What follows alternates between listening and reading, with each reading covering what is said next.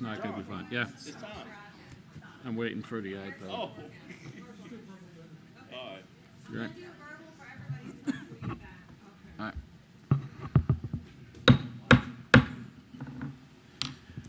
The meeting of the Wight County School Board is hereby called to order.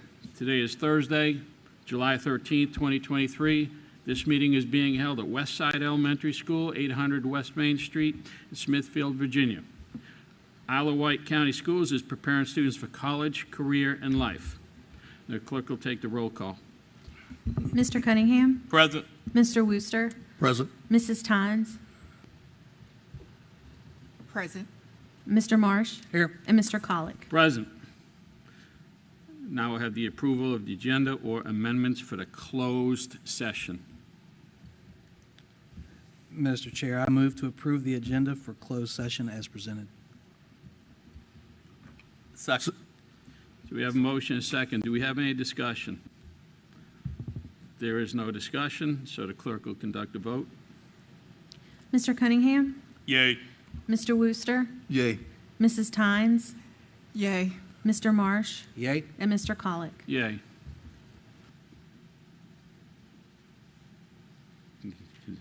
Go for it.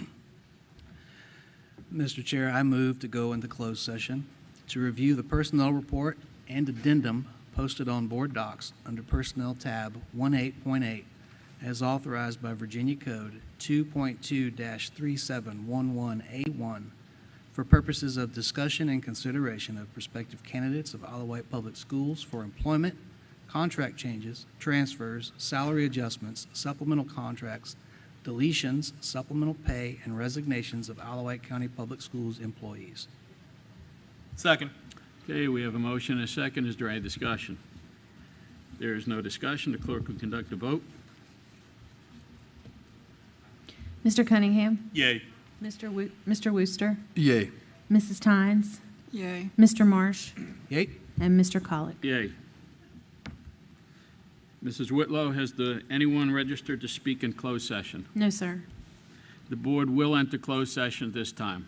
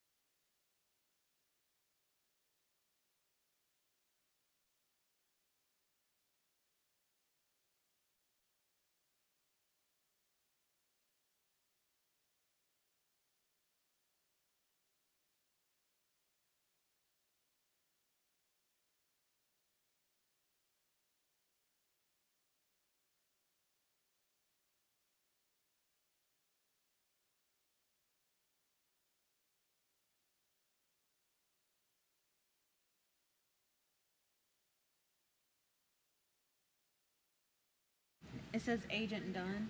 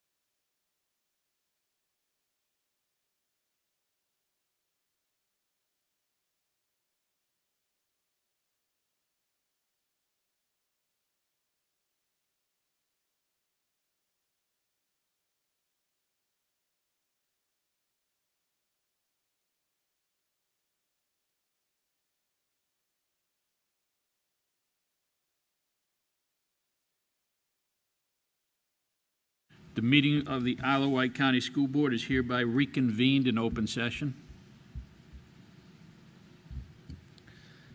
Mr. Chair, I moved the closed meeting was conducted in conformity with the provisions of the Virginia Freedom of Information Act as required by Section 2.2-3712D of the Code of Virginia, and certify that only public business matters lawfully exempted from open meeting requirements were discussed, and only such public business matters as were identified in the motion by which the closed meeting was convened were heard, discussed, or considered.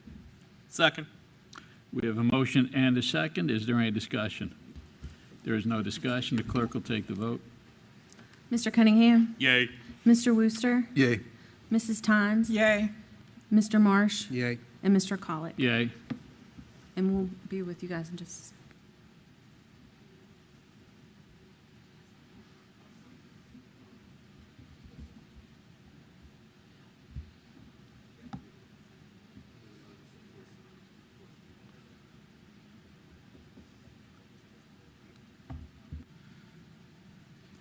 And we will be going back into closed session for another issue.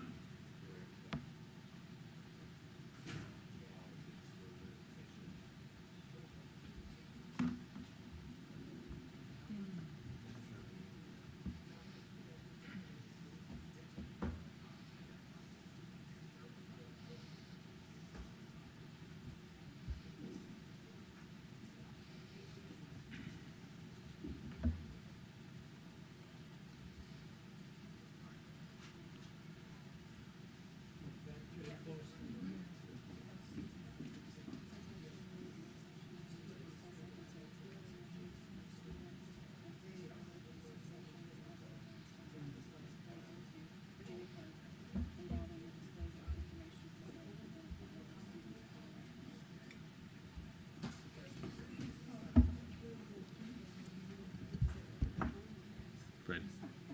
Mr. Chair, I moved to go into closed session to discuss and consider 2 early admissions for students and 3 religious exemptions as authorized by Virginia Code 2.2-3711A2, involving the disclosure of information concerning identifiable students of Isle of Wight County Schools.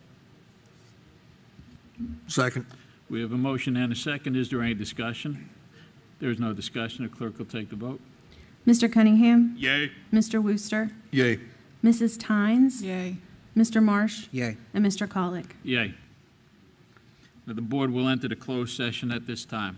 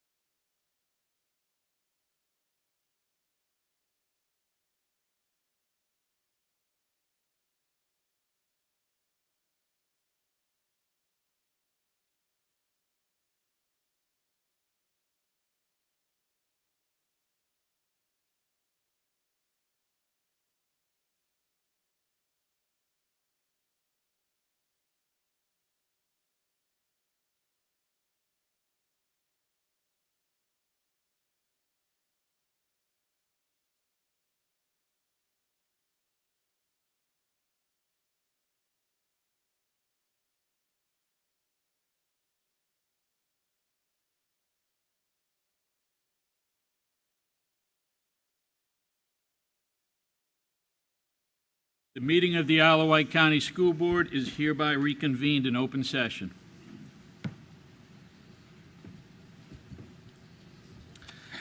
Mr. Chairman, I move that the closed meeting was conducted in conformity with provisions of the Virginia Freedom of Information Act, as required by Section 2.2-3712D of the Code of Virginia, and certify that only public business matters lawfully exempted from open meeting requirements were discussed, and only such public business matters as were identified in the motion by which the closed meeting was convened were heard, discussed, or considered.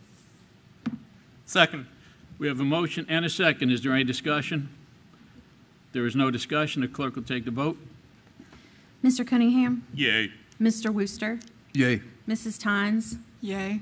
Mr. Marsh? Yay. And Mr. Colick. Yay. Next, we'll have the approval of the agenda or amendments for open session. Mr. Chair, I move to approve the agenda for open session as presented. Second. We have a motion and a second. Is there any discussion? There is no discussion. The clerk will conduct the vote. Mr. Cunningham? Yay. Mr. Wooster? Yay. Mrs. Tynes? Yay. Mr. Marsh? Yay. And Mr. Colick. Yay. Now, the Vice Chair will lead in a moment of silence, followed by the Pledge of Allegiance.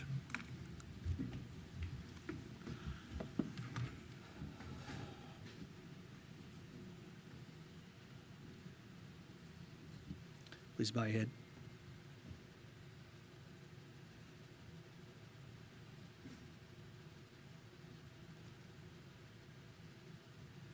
And now for the pledge.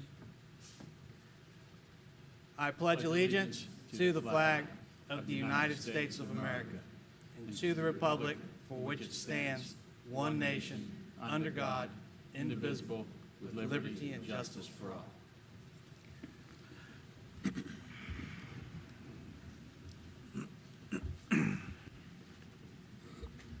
Now, good evening, everyone.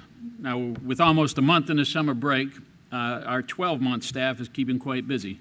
And your school board is working on the superintendent's annual evaluation, as well as an evaluation of ourselves as a board.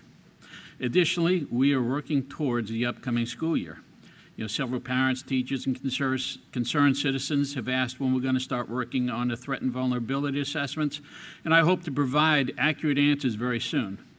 Now, tonight, we have a variety of agenda items to cover. Of particular interest to me, and I believe the rest of the board, is our salary structure. So we will be discussing how step increases and statutory pay raises should be implemented, along with our intent of hiring a third party to conduct a compensation study for our staff. Now, to start the meeting off, Mrs. Briggs will present the Isle of Wight Achievers. Good evening. The vision for Isle of Wight County Schools is to create a learning environment that will enable every child to discover his or her unique gifts and talents. The Isle of Wight Achievers section of our board meeting gives us an opportunity to recognize and celebrate our students and staff for their unique talents and gifts. And as we get ready to start with our first achiever, I just want to go over the format so everybody can hear it. When I call your name, if you're here as an achiever, you will come forward. Hopefully you already received your certificate from your coach, but if you didn't, we'll make sure you get it. We have additional ones up here for those that were not present before 6. And you will stand in front facing the board. If we have a big group, you're going to create a line facing the board so they can see your smiling faces while I read about your accolades. We also have Ms. Getz and Dr. Coleman, who will present you with an Isle of Wight Achievers pin. And then afterwards, you'll go to the backdrop where Mr. David Elliott will come up and take a picture of you so we can document your accomplishment. So thank you. So our first achiever is from Carrollton Elementary School. Nico Mobley. I know Nico's here, so Nico can come on up. Nico's a member of the Carrollton Safety Patrol. He was a member this past year, and he has been selected for the AAA Safety Patrol Hall of Fame. Okay, you can come on up, Nico. Oh, you can come on back down here on the floor. All right, turn around and face them. You know, it's No one should ever go first. That's all I have to say. And I'm going to give you some support while you're up here, Nico. Miss Marie Berkeley is the school sponsor, so Miss Berkeley's going to come up and stand with you. And let me tell you a little bit about what Nico did. He wrote an essay for his application, which was reviewed by a panel of judges. In his essay, he states that being a member of the Safety Patrol helped him become a leader by being accountable for his actions and holding others responsible for theirs, and it has helped him work on the skills of integrity, dependability, and promise-keeping. Nico will be a 4th grader at Westside in the fall, and I have a feeling he'll be joining their safety patrol as well. So congratulations, Nico and Ms. Berkeley. Very good.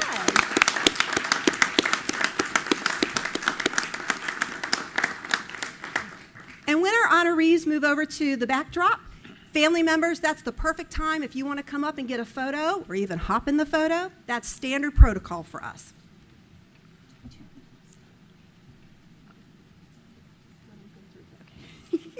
Okay. All right. Next, we're going to recognize quite a few students who competed at the state level at the end of the school year in various sports and activities. And we're going to start with Windsor High School, and I'm not sure if I have any of these students here. We need to keep in mind it is summer, but we do want to recognize them publicly. Windsor High School's track and field competed in the state track meet back in June after an outstanding season. And if any of them are here when we call your name, please come forward. Those students competing and their events are Kiara Key Towns in the 300-meter hurdles, Chevelle Joyner, the long jump, Damon Smith, who placed 6th in the shot put, Zamari Pearson, triple jump, long jump, and 2nd in the high jump, and Timothy Butler, who placed 2nd in the shot put and is the state champion in the discus with a new Class 2A record throw of 160 feet, 9 inches. Wow.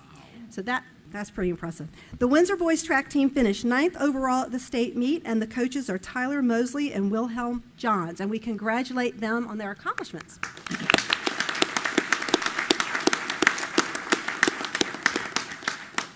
Okay, moving on to Smithville High, we are going to recognize a student in band.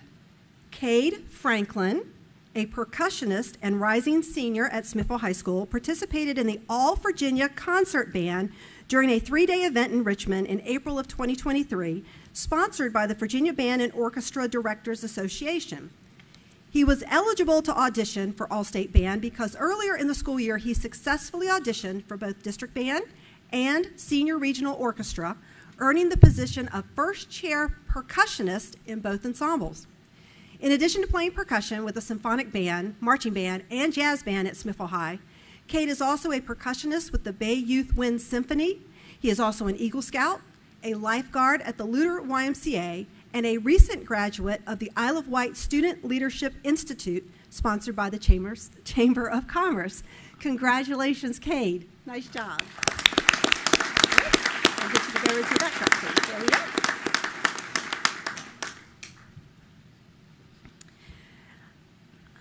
Next was Smithville High School. Their track and field team also competed at the state level. They had a great season, and the following students competed at state. If you are here at this time, you can come forward when I call your name. In girls track and field, the 4x400 meter relay team of Kyla Byers, Lydia Jones, Tatiana Langston, Masira Mobley, Leah Moy, Alexis Washburn, and the 4x800 meter relay team of Kyla Byers, Emma Hattimer, Emily Johnston, and Lydia Jones. The 4x100 meter relay, Simone Carnes, Kaylin Hill, Lydia Jones, Tatiana Langston, Masira Mobley, Leah Moy. The 400 meter dash, Masira Mobley. The 100 meter Masira Mobley. You're Nico's. Okay, now it's making sense. My apologies. 100 meter hurdles, Leah Moy. 300 meter hurdles, Leah Moy. Triple jump, Leah Moy. Wow. And from the boys' side, the 100 meter dash and 200 meter dash, Chris Basking. The 4x100 meter relay, Philip Hudgens, McKean Keith, Bradley McGrath, Jordan Cheers, Tyler Simon, Lathan Thompson. 4x400, Chris Basking, Marcus Glanville, Ian Holly, Philip Hudgens, McKean Keith, Tyler Simon. And Marcus Glanville competed in the 110-meter hurdles, the 300-meter hurdles, and Joshua Sheeran in the long jump and triple jump. Coaches are Steve Shepard and Robert McCoy. Were there any other track students I missed, Ms. Getz? No. Okay. Well, congratulations to all the track athletes, and thank you very much for being here, Ms. Mobley. And we'll get a picture of you over there.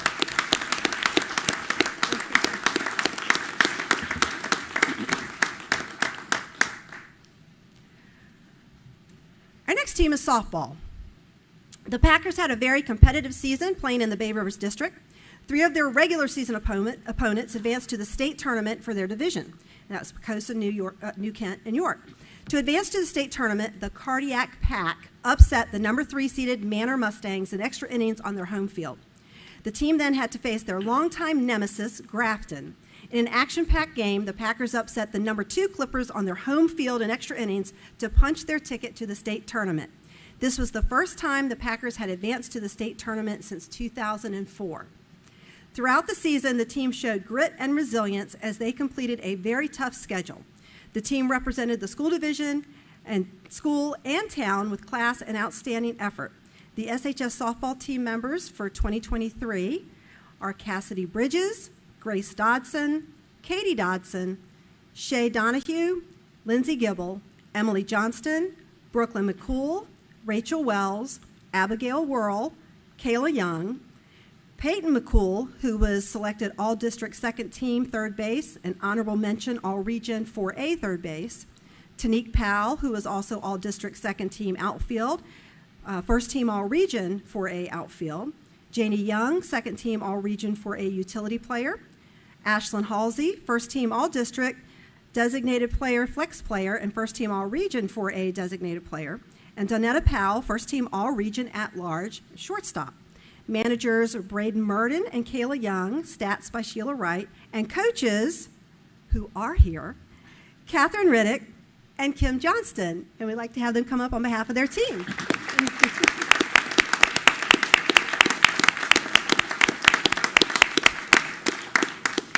Congratulations on an outstanding season, ladies. All right. Next we have girls soccer. Smithville High girls soccer finished 19-4 this spring, securing both the Bay Rivers District Championship and the Region 4A Championship. The team defeated Hanover in a shootout to advance to the state semifinals. The Packers lost a tough game 2-0 to Tuscarora in Spotsylvania County. Smithville High made the state tournament for the 2nd straight season. And players on the soccer team are Reese Avant, Ashley Bryant, Mila Baggett, Cadence DeStefano, Kaylin Hill, Kennedy Soden, Caitlin Senna, Kayla McMillan, Rachel Triplett, Paige Rainey, Molly Myers, Brianna Currow, who was selected as All-State Second Team, Natalie Jones, All-State Second Team, Lydia Jones, All-State Second Team, Caitlin Worrell, All-State Second Team, Emma Forbes, All-State First Team, Katie Lutz, All-State First Team, Sydney Schwartz, All-State First Team. Manager, Kendall Glover, and coaches were Greg Schwartz, Jim Pereira, and head coach, Nathan Jones. Which name was it? Okay. So we want to congratulate the girls soccer team on another outstanding season of making it to the state tournament, and we look forward to seeing you guys back here again next year so we can recognize you then. Thank you.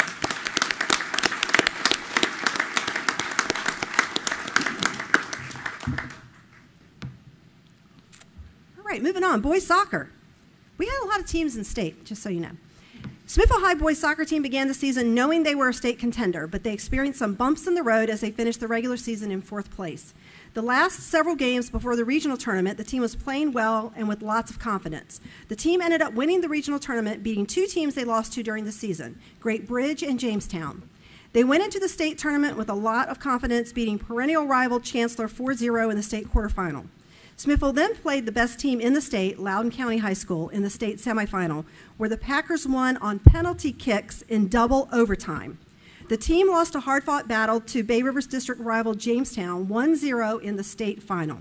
We're happy to celebrate the team, coaches, and assistants for their outstanding season. And the members of the boys soccer team are Gary Cerna Alana, Eli Allen, Jeffrey Carroll, Zachary Colbert, Nathaniel Condit, Jackson Elliott, Alfredo Franco, Carter Getz, Jaden Goodian, Takari Jones, Christopher Leslie, Ian Lindsay, Troy Myers, Parker Pack, Kevin Parker Jr., Colin Phillips, Peyton Shire, Alex Schwartz, Jackson Stanley, Colson Turner, Jeremy Walker, Jackson Young, Logan Young, Tanner Clifton, Patrick Leslie, Tanner Clifton, All-Region Honorable Mention, Patrick Leslie, All-Region Honorable Mention, Manny Castell, All-Region Second Team, Tamir Melvin, All-Region Second Team, Luke Skinner,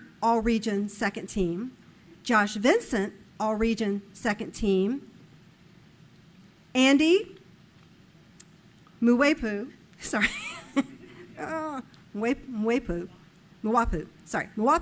All-District First Team, All-Region First Team, All-State Second Team. Onisei Mwapu, All-District First Team, All-Region First Team, All-State First Team. Jalen Marble, All-District First Team, All-Region First Team, and All-State First Team. Managers, Liam Lutz, Jacob Martin, Cohen Rotruck, and coaches, Paul Leslie, Gerald Slade, and head coach Jason Henderson, who sends his regrets because he is on vacation this week, but he was selected as All-State 4A Coach of the Year. Wow. So we congratulate you guys on an outstanding season.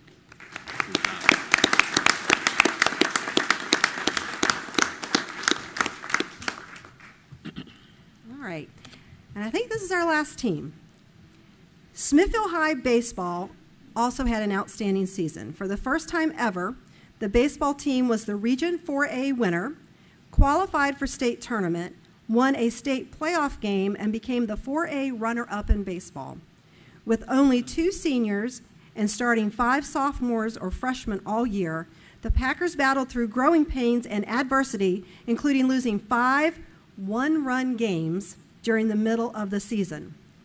Led by senior captain James Fitchett, the players never gave up and built on those challenges to win 5 playoff games in a row, knocking off Grafton, Warwick, and Jamestown to win the Region 4A championship. Smithville collected a 1-0 win over Tuscarora in the state semifinals before dropping the finals to defending state champion Hanover, finishing as state 4A runner-up. We are excited to recognize the players, coaches, and assistants for their amazing season.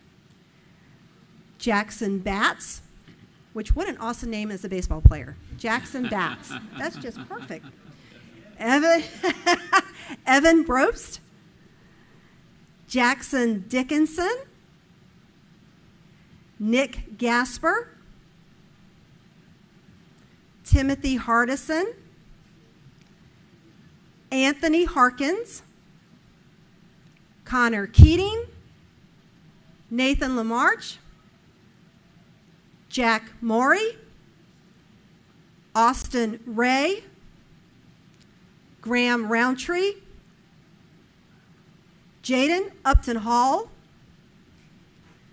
Nicholas Santamaro, Keegan Saunders, Jacob Webster, Maddox Brown. Maddox was also All-Region 4A Honorable Mention. Ty Hedgepeth, All-Region 4A Honorable Mention. Kelson Soden, All-Region 4A Honorable Mention. James Fitchett, All-Region 4A First Team Pitcher. And I also understand that James may have broken a school record with 15 strikeouts of 18 batters faced in a game. Congratulations, James. Yay. Let's see. see. And Christian Velez. Christian was all-region 4A first-team designated hitter, all-state 4A first-team designated hitter.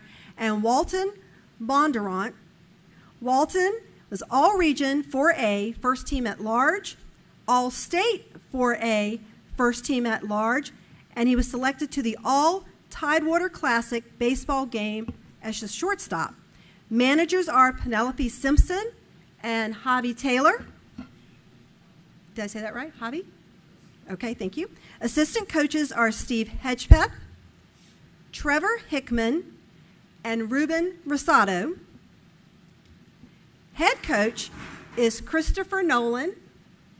Head coach is Christopher Nolan, who was selected as the Peninsula Sports Club Coach 4A of the Year, the All-Region 4A Coach of the Year, and All-State 4A Coach of the Year. And he also does an amazing job of getting the boys to show up. So thank you very much, Coach Nolan.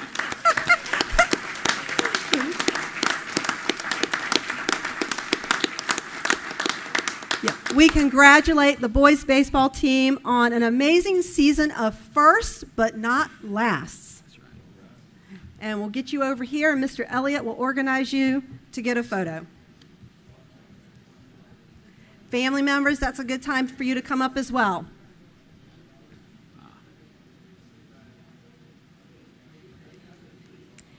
And that's actually going to conclude Achievers. I do have one other announcement, but it's not Achievers. I'll do that as soon as we finish with the pictures, if you don't mind. And I will use this time as well to thank all the family members who came out tonight to support their students. Thank you.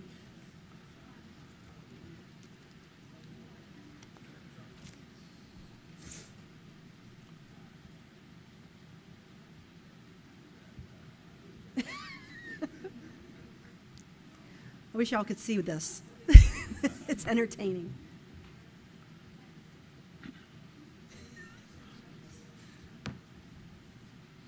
All right, wait for the parents. Don't move. Y'all are moving. Don't move. Wait for the parents. All the moms are there. Exactly. How often does, he does? We good? All right, congratulations. Thank you very much. All right. Before I depart, I do want to introduce a few new members of our central office team and Wight County Schools team. So we have 3 introductions for tonight. When I call your name, if you'll stand, if you are planning to say a quick remark, you can come up to the podium. You don't have to, you can just wave, but please stand at least when I call your name. First, we have Ms. Tara Outland. Ms. Outland was appointed principal at Carsville Elementary School effective July 1st. She's a graduate of Tidewater Community College, Old Dominion University, and the University of Virginia. She served in Southampton County for 3 years as a classroom teacher and in Suffolk Public Schools as an elementary school classroom teacher, district science lead teacher, elementary assistant principal, and elementary principal for a total of 28 years. She was most recently principal of Creekside Elementary and was named 2023 Elementary Principal of the Year in Suffolk Public Schools. She is a resident of Carsville, where she enjoys spending time with her husband and their adult children and grandchildren. Ms. Outland? Thank you. Oh.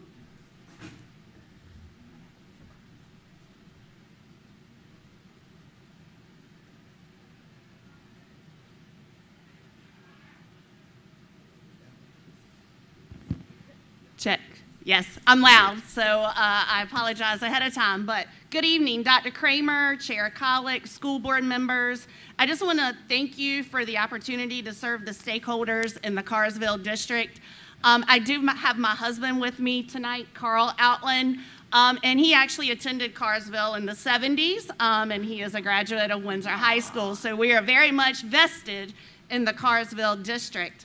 I truly love what I do, and I'm excited and honored to be the principal at Carsville, looking forward to cultivating a collaborative community that supports student excellence. So daily, I charge my staff and my students with 110% perfect effort. I charge myself with the same. So I'm excited. Come out to Carsville. Great things are happening. And don't think we're too far away. Just hop in that car and come on down. Thank you.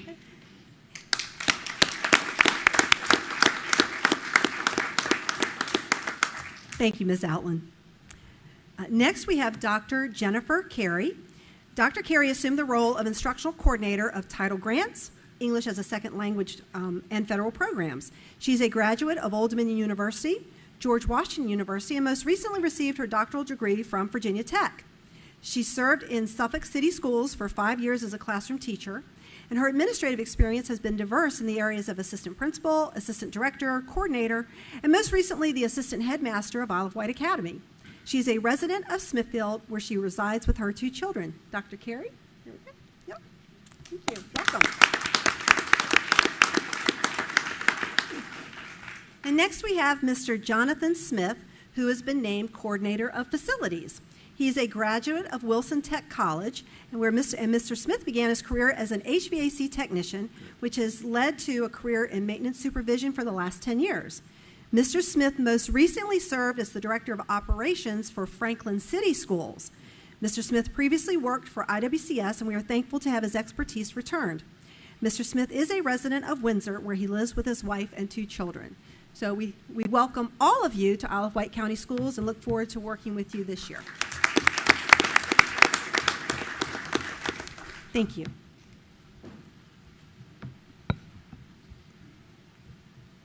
Okay, next we will have the Project Adam Certified School. Dr. John Phillips and Ms. Lexi Stevens will provide a presentation on Project Adam. And the Project Adam team at Children's Hospital of Richmond has recently designated 3 Isle of Wight schools as heart-safe schools. And they are Windsor Elementary School, Westside Elementary School, and Windsor High School. Thank you very much, Dr. Kramer. Members of the Board of Education, we are glad to be back in your county. On behalf of the Children's Hospital of Richmond, we are here to designate your 3rd school within your county, Windsor High School, as a Project Adam designee as a heart-safe school. Just to tell the group a little bit about what this is all about, Project Adam is a national program that exists throughout 29 states in the Union, 38 different affiliates, and Children's Hospital Richmond is the Virginia affiliate. And what we do through Project Adam is prepare schools for sudden cardiac arrest through recognition, education, and practice. I'm proud to present Nurse Shea and her staff with the designation. Although this is the 3rd school within the county, it is the first high school in the state of Virginia to receive the designation. So just know that everyone here in your community, that your students, the staff, and visitors to Windsor High School are protected and safe from sudden cardiac arrest should, God forbid, an event occur through the work of Nurse Shea and her staff. So just really proud and excited to present this banner for the designation as a heart-safe school to Windsor High School.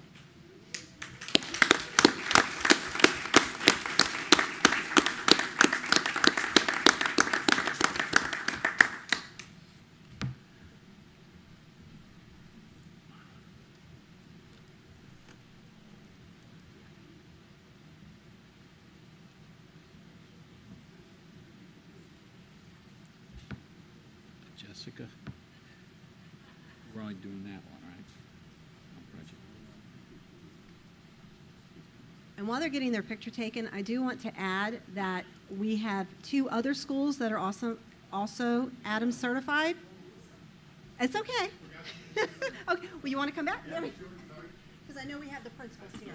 I totally forgot to mention that earlier in the year, both Windsor Elementary School and Westside Elementary School have already been designated. And those 2 schools were actually the first schools in the entire state of Virginia designated. So for sure, your county are leaders in the state with regard to being prepared for sudden cardiac arrest.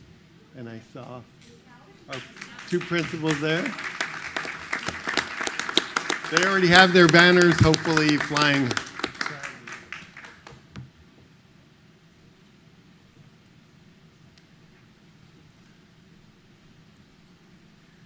Yes, we also, so as they said, we have Ms. Couch from Windsor Elementary. we also have Mr. Johnson from Westside and his nurse, Miss Abby, that are with us, and they were recognized, as they said earlier in the year.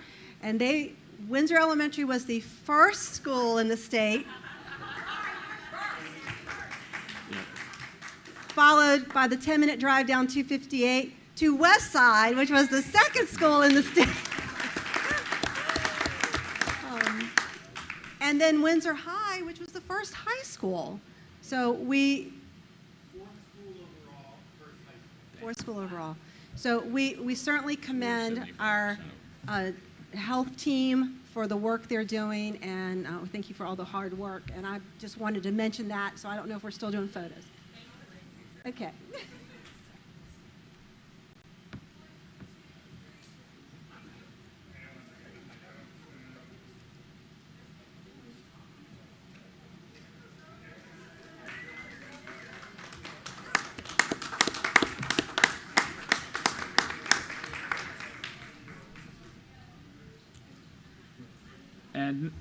And next, Miss Magner and Miss Margie Judah will present the sensory rooms video. Yes, good evening, Chair Colick, members of the board, and Dr. Kramer. I have with me tonight Margie Judah. She is our occupational therapist for the county. Often when people think about occupational therapy, they think about fine motor skills. But one of the main things that we do with our occupational therapy program is we work with students in our sensory rooms. So Margie's going to talk a little bit about sensory integration, and then we'll show you the video. Hi, sensory integration. What is sensory integration? It's your brain's ability to take information from all your senses, your body, and the information all around the room, process it, integrate it, interpret it, and then provide a response. Some of our students may not have appropriate ability and may have challenges to have not able to interpret things that they see or that they hear or that they touch. And it has been an honor and a privilege to both create and design these sensory rooms that offer such a unique resource for our students. It helps facilitate their growth and gets them reset, regulates, and get them ready for academics.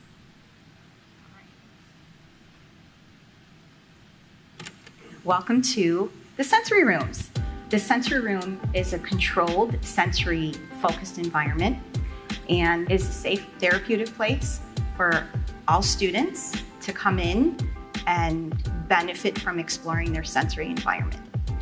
This has to be one of my kids' favorite spots in the whole building. It's a sensory room. It is a great place for kids to come and just enjoy themselves for a few minutes when they need a break from the pressures of the classroom, or sometimes we use it just to get the day started on a good note.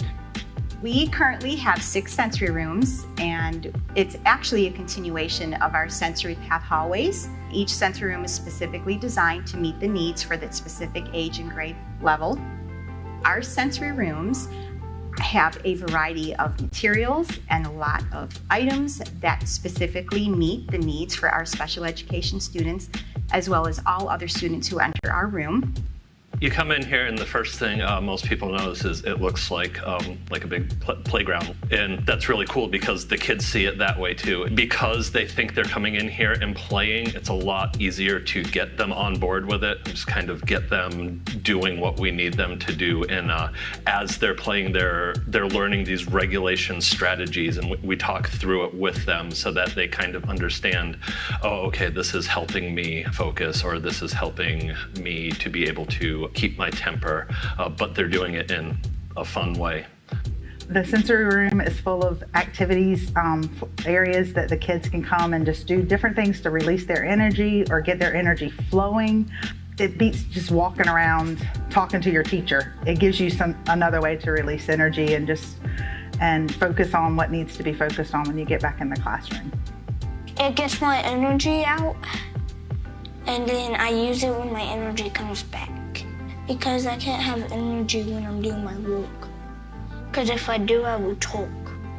And just my energy gets out, and then when I go to work, I'm not playing around. I'm doing my work. Where where like some people go when they need to like have like a cool down and stuff. Like have fun on the swing like this, and sometimes go in the ball pit, and it's like a good place. Like that's what I mean, like as a cool down. Like I mean like it cools you down and has you nice and calm. When our students first start coming in here, they think of it, it's like a little extra recess break. Like, yes, I get to go to the sensory room, I get to have fun. But as we train them on the tools in here, we train them in the routines, and we teach them what each tool in here does, and they start understanding the process they're going through, that these things do help them regulate. And so then they get to a point after they've spent some time in here and had that training where they absolutely realize what it's helping. This environment can be tailored to whatever specific needs a student may have. It helps with reducing stress. It helps with increasing attention. It helps with reducing anxiety. It helps with interaction with other peers, as well as the ability to explore at their most highest potential. You just took a test, didn't you? And I got 100 on it. I was in here before I took the test, and I went and took the test, and I came back because I got my energy out. Having this dedicated space really just kind of shows that that is an important life skill, and we're dedicated to teaching our students to learn how to regulate and find what works for them, and then be able to apply it when they need it, even if they don't have the sensory room available. They kind of get that, like, I know right now I need input or I need less input. Seeing the difference it makes in my students, and knowing that it gives them somewhere to release their energy, an outlet for sometimes just fun. You just need fun sometimes in your day. It makes them a different person. It just gives them a chance to be what he wants to be and do what he wants to do. It's really cool. Some people have been talking about it and saying a bunch about it, how it helps them and helps them calm down, because sometimes they just need a brain break, and because at school we work hard and stuff, and because we want to get a bunch of good grades, so sometimes they just need a brain break because their brain has been working so much.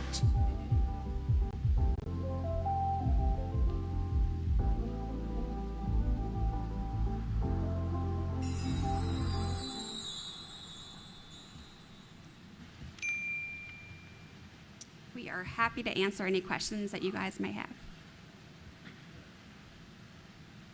Does anybody have any questions? Thank you.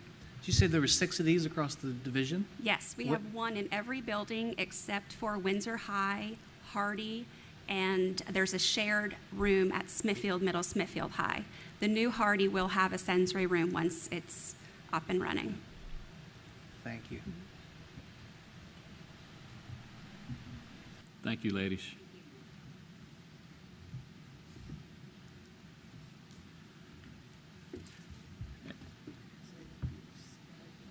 And next, we will have request to speak on agenda items. In accordance to policy BDDH-E, presentation of information on any subject will be concluded at the discretion of the board. No person will be recognized to speak more than once. Citizens scheduled on the agenda to speak will be permitted 4 minutes maximum time for their presentation. Delegations will be requested to limit their speakers to 2. Persons speaking are asked to be specific, state the issues for the board's consideration, and attach a copy of your prepared remarks. If you have prepared remarks, they should be given to the board clerk. Please do not approach the board members. Any matter relating to specific students will be heard by the school board only in a closed meeting. First, we have Renee Dial.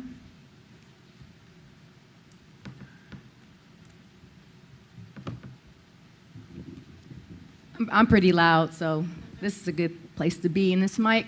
Hi, Denise and Kramer and Pack. It's good to see you guys this evening. First thing I want to debunk is a lot of false stuff going around in Wight County. The first thing is Lewis Edmonds put an article out about how Denise gave herself her own raise. Well, last time I checked, the board composed of 5 people. It has to have a 3-2 majority vote. And I want to say Cunningham, Denise, and Colick. Matter of fact, Colick headed the research on the raise that was given, right? So he didn't put that in the article. He only said that Denise solely, basically, that's what he insinuated, that she voted herself a raise. And as I see, there's another one coming up. Am I clear? Because before, it was such an issue getting a raise, right? When I was on the board, it was a big, big thing, right? Also, I want to understand how Heidi Shorts put that 80% of the taxpayer money is going to the school. That's quite interesting when our local match at 31% is its lowest even before COVID. COVID, it was 35%, now it's 31%. We're actually the lowest in all the neighboring districts, that we have the lowest local match. I'm wondering where this money is going, because I'm pretty sure, if Heidi, I wish she was here today, because I want her to describe and explain where this 80% came from, because that is false, and telling people that that's true. Defunding the school system, Marsh, Colick, and Worcester. Is that your idea of what you're doing? Because I sure don't see you fighting the Board of Supervisors for the money, right? Where's our taxpayer money going? We're not spending it on the school system. Please stop saying that. I think the idea is what you're trying to do. Are you trying to funnel that money, that state money that is given to us for public education? Are we pushing that into the private schools and charter schools? Is that your idea? Is that what you guys are trying to do? It pretty much seems like I think that's what you're doing. Oh, and the platform that you're running on, Worcester and Marsh, that you're leading the platform for security and safety, are you? The vestibules that were actually granted, we actually approved that August 11th. That you weren't on the board then. You didn't come on the board until November. So please stop saying that you did that. You didn't do that. And you also didn't approve the SROs. While we're at it, Worcester, you missed that meeting, didn't you? Wasn't that the joint meeting that you had with the Board of Supervisors? I think you missed that. Actually, you missed 2 already. So I hope that the job is not, tying you up, because if that's the case, then maybe you're not the person that you should be up there if you don't have enough time for the school board, okay? Another thing, SSOs. During that joint meeting, Kramer was trying to actually have SSOs in the school system. The Board of Supervisors, McCarty, come on, where are you at? I thought we were doing what we wanted, safety in the school, right? Not stop the bleed. That is not proactive. We want proactive stuff. I don't want my kids to get shot and try to stop somebody else from bleeding. I don't want anybody to come in my school system and shoot the school up, okay? We need to do preventative measures, not reactive measures. I think that would be a good thing. Colic, boy, you talk a lot on social media. Oh, I have a lot of stuff. That's okay. I'll be back at future board meetings. You talk so much on social media. You really should follow your bylaws. And the ones that you made up, I'll come back to that at the next board meeting, how you actually spent our taxpayer money for your own personal fees before you put that in your bylaws. We'll come back to that at the next board meeting since I only have a minute. It's really a shame that if you're running a platform of getting the teachers more money, the teachers should really be scared, the 3 of y'all on the board. You don't care anything about anybody but yourselves. You don't want the teachers to have, how are you going to have more money for teachers if they're barely keeping the lights off because the Board of Supervisors is not funding our schools? I hope you open up your platform at these candidate forums to kind of explain some of these issues, because I'll definitely be in attendance. Diversity. Woo. Colic. One of the saddest things I saw was last January. We'll come back to that. I'll be at the next board meetings. Thank you.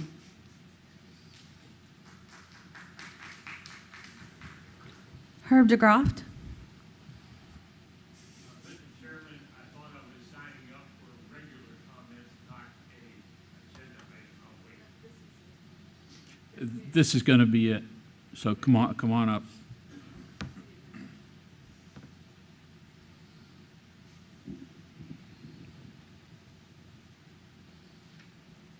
Mr. Chairman, board members, Herb DeGroff, the Carsville or District 5.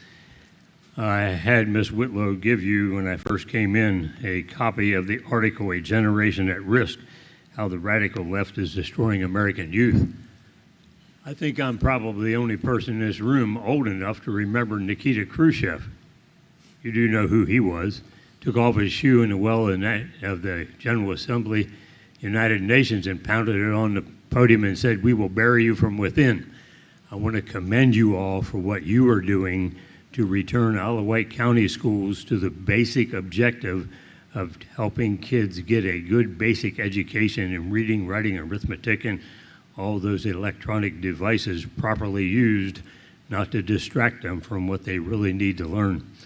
I won't get into what's in the article, but I commend it to you for your reading and would ask that you have a copy made and given to the other board members and Dr. Thornton, and maybe Dr. Thornton, if he finds it appropriate, would send it to all the principals and assistant principals. Dr. Kramer. I'm sorry, Dr. Kramer. My apologies. In any case, I think the article speaks for itself and recommend that highly. Also, that second article about sexual exploitation of children, much more rampant than what we would know. And until you read about it in the media or see it on television, you really don't realize how bad it is. Last thing, there are several people running for office in this county. The Citizens Association and Civic League scheduled several days for these to happen. They were the only days that the Smithfield Center had available. That's the 27th of September for the state offices, but then for the Board of Supervisors, it's the 3rd of October and the 24th of October for school board. And I've gotten an answer from folks except for Ms. Tynes, who has not chosen to either answer the 3 emails that were sent to her or the personal phone call to her home telephone, and Mr. Mallory, who's still trying to make up his mind whether he's going to engage in it or not. And Mr. Marsh, if the Southern and Central group don't hold a citizens forum for you down there, we'll invite you to the one on the 24th of October in the Smithfield Center. We don't want anybody to miss the opportunity to stand up in front of their constituents and answer questions from those constituents. And Ms. Tynes, I can't wait for folks to ask you questions about all your misdeeds over your last 4 years. Anyway, thank you all very much, and we'll look forward to seeing you at the forum. That's it, Mr. Colick. Okay. Next, we will have the supplemental pay scale, and Ms. Laura Sullivan will be available for questions.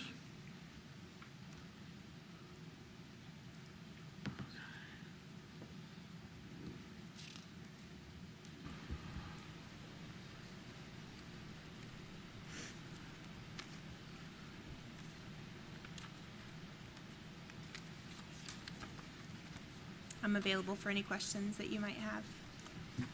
Okay, do we have any questions? Well, I'll go ahead and start. You know, this is quite a long list, and so I'm looking at it and trying to figure out, you know, how much money that we are budgeted for the supplemental pay based on this chart. So the total that would be a finance question. Ms. Harris isn't here, but you got okay.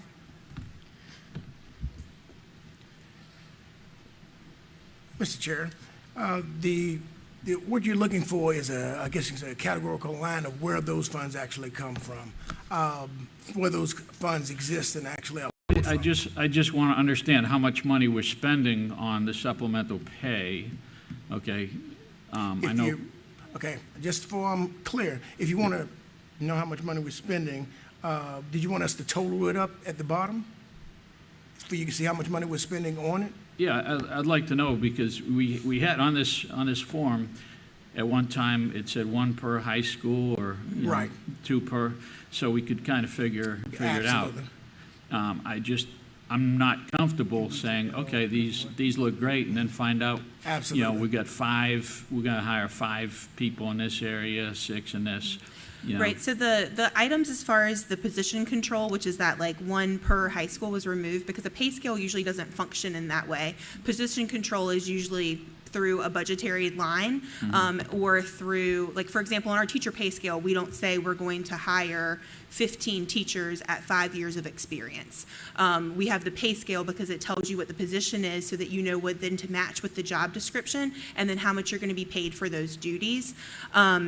we do have a supplemental handbook that tells you the allocations of how many positions for each position type exist. Right. And then we also have HR forms that show how many positions each school gets for their supplemental positions per title. That I can also share with you, but this form is supposed to function just as the pay scale. Just to as a let, scale. Yes, to Okay. let those who are doing that job know Okay. how much money they're making. Okay. And when you do the listings there, it can start to get confusing about what this document should be used for. So if you look down specifically to the section where it says school information officers, just to give you an example, Right. in the past it said $5,000. That's how much was budgeted for that position for all the positions we had in the county. And I think it started to morph into that. And that's not a pay scale. Someone could have easily been confused that they were going to get paid $5,000 for doing that job. And so I separated it out to show you how much that individual person is making, and then took away the functions that weren't really meant for a pay scale. But we do have other documents in our HR office that controls those budgets. There's no additional funds in the pay scale that you're seeing here. There's no additional positions or funds being used next year from what was allocated for this year. We haven't created anything new or added another number of position to any one title. Okay, thank Okay, you. yeah. But I'm certain we can get you, with Mrs. Harris's assistance, we can get you the total amount that this pay scale with the position numbers that we have would equate to, so that you know what that line item in the budget is. When you have the time, that would be We'll helpful. tell Ms. Harris when she gets back from vacation. Mr. Marsh? I think Mr. Marsh has some. Are there any other questions? Okay.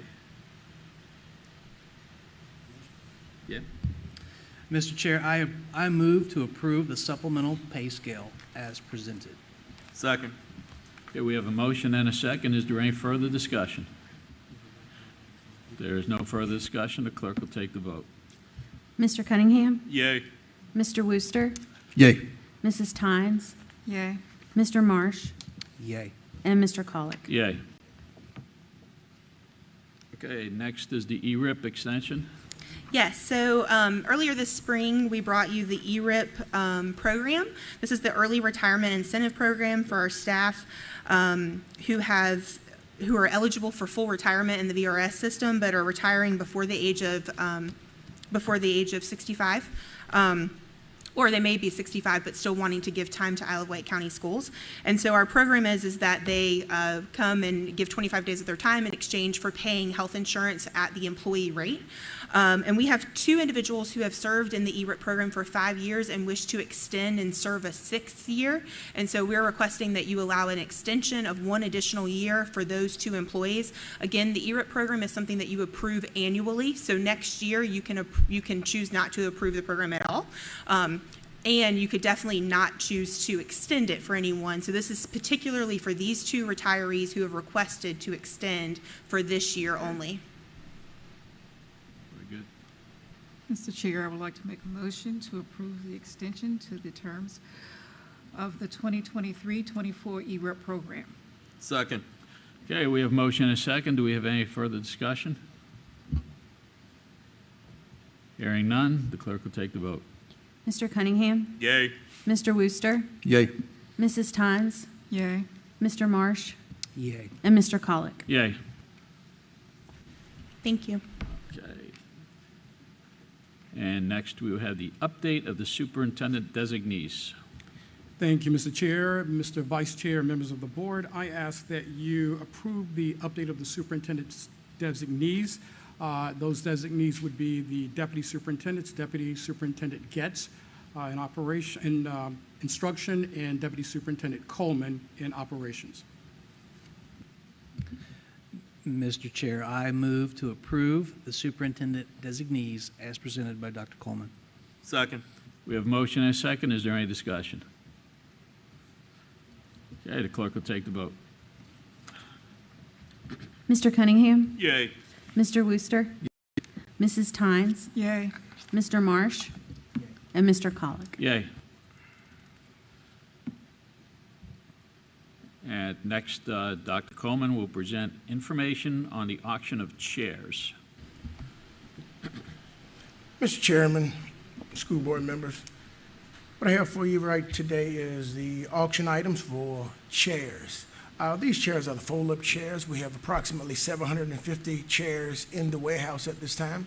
As you already know, we're moving warehouses, so we're looking to auction off these chairs. Thus far, we've sent out emails and been able to discuss with every principal how many chairs could they use in a storage facility just to ensure that they have items for events that they put on at the school.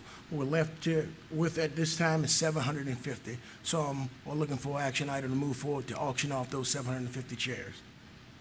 Mr. Chair, I would like to make a motion to approve the auction of the 750 folding metal chairs. Second. Okay, we have a motion and a second. Is there any discussion?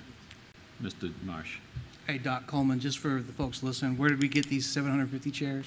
Approximately between, I would say, 5 and 6 years ago, 5 to 7 years ago. These chairs were purchased for graduation purposes when both schools, when Smithfield High School was, what you said, Ms. Gibbs?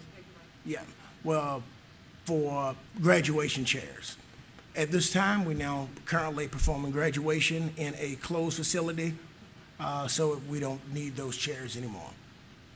So we are using some for schools. Every school will get a selected count, and then after that, we'll auction off the rest. Thanks, Doc, for clearing that up. I yield.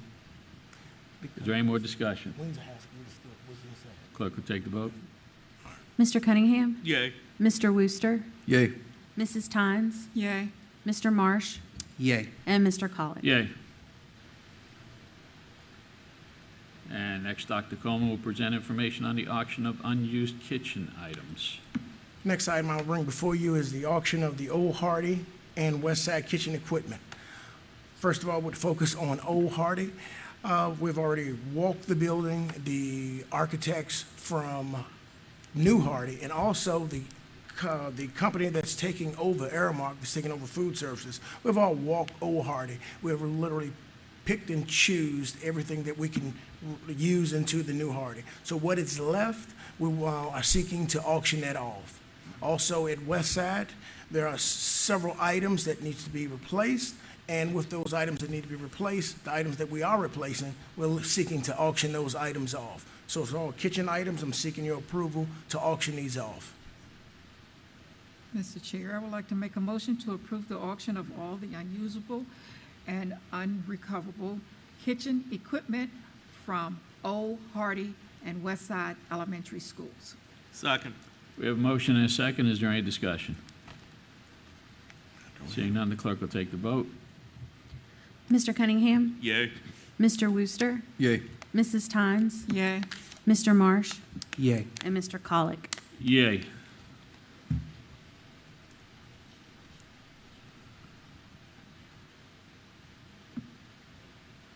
And next we have the Stronger Connections Grant. Attached, you will find the Stronger Connections Grant. Attached, you will find the Strongest Connections Grant. This grant is seeking grant funds for security, materials, and things of that nature, as you can see on the attachment.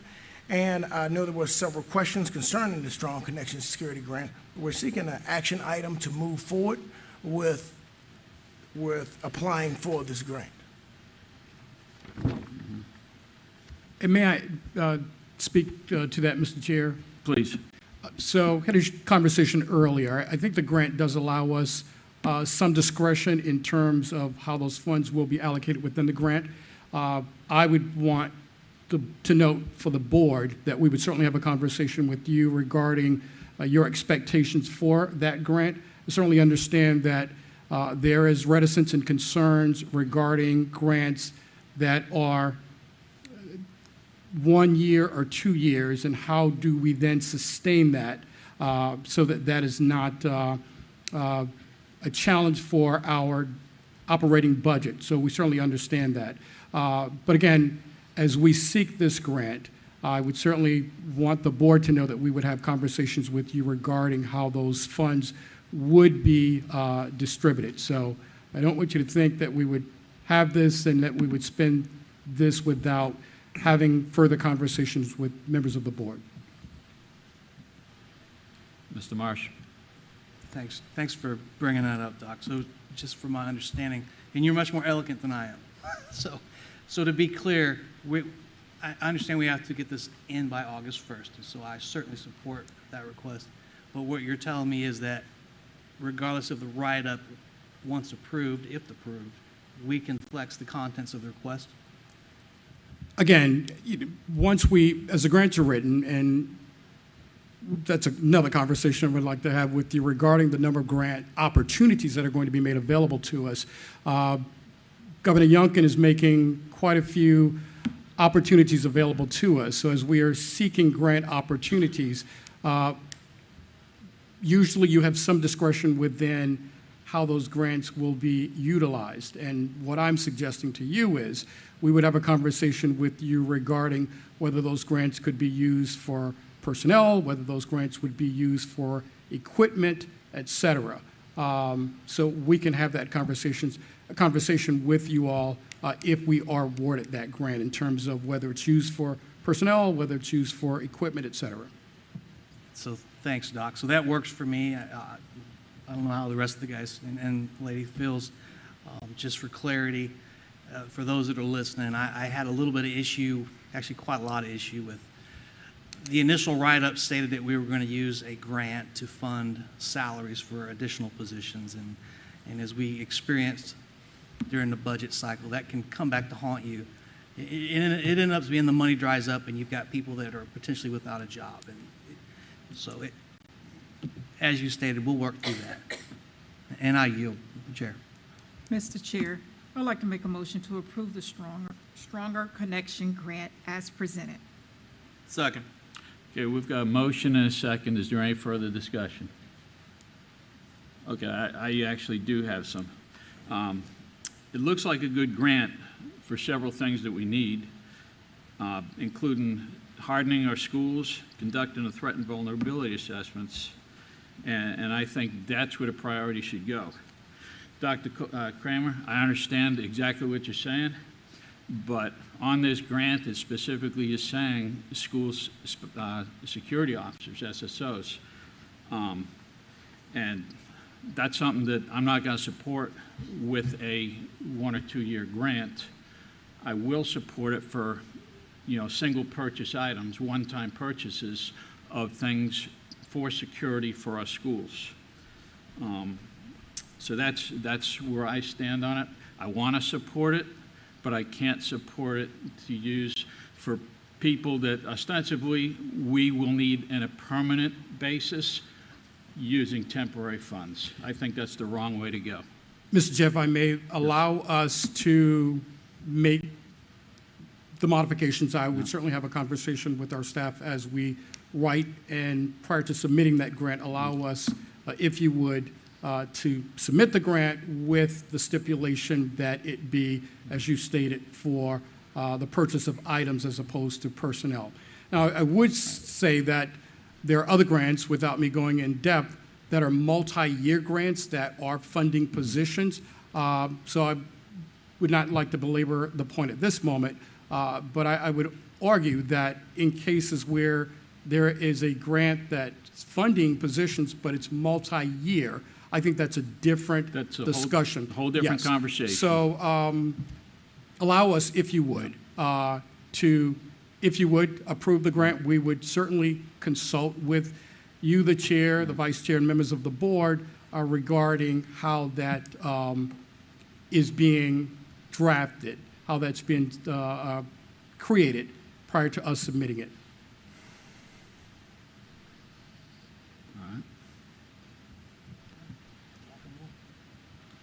Okay, the clerk will take the vote. Mr. Cunningham? Yay. Mr. Wooster? Yay. Mrs. Tynes? Yay. Mr. Marsh? Yay. And Mr. Colick? Yay.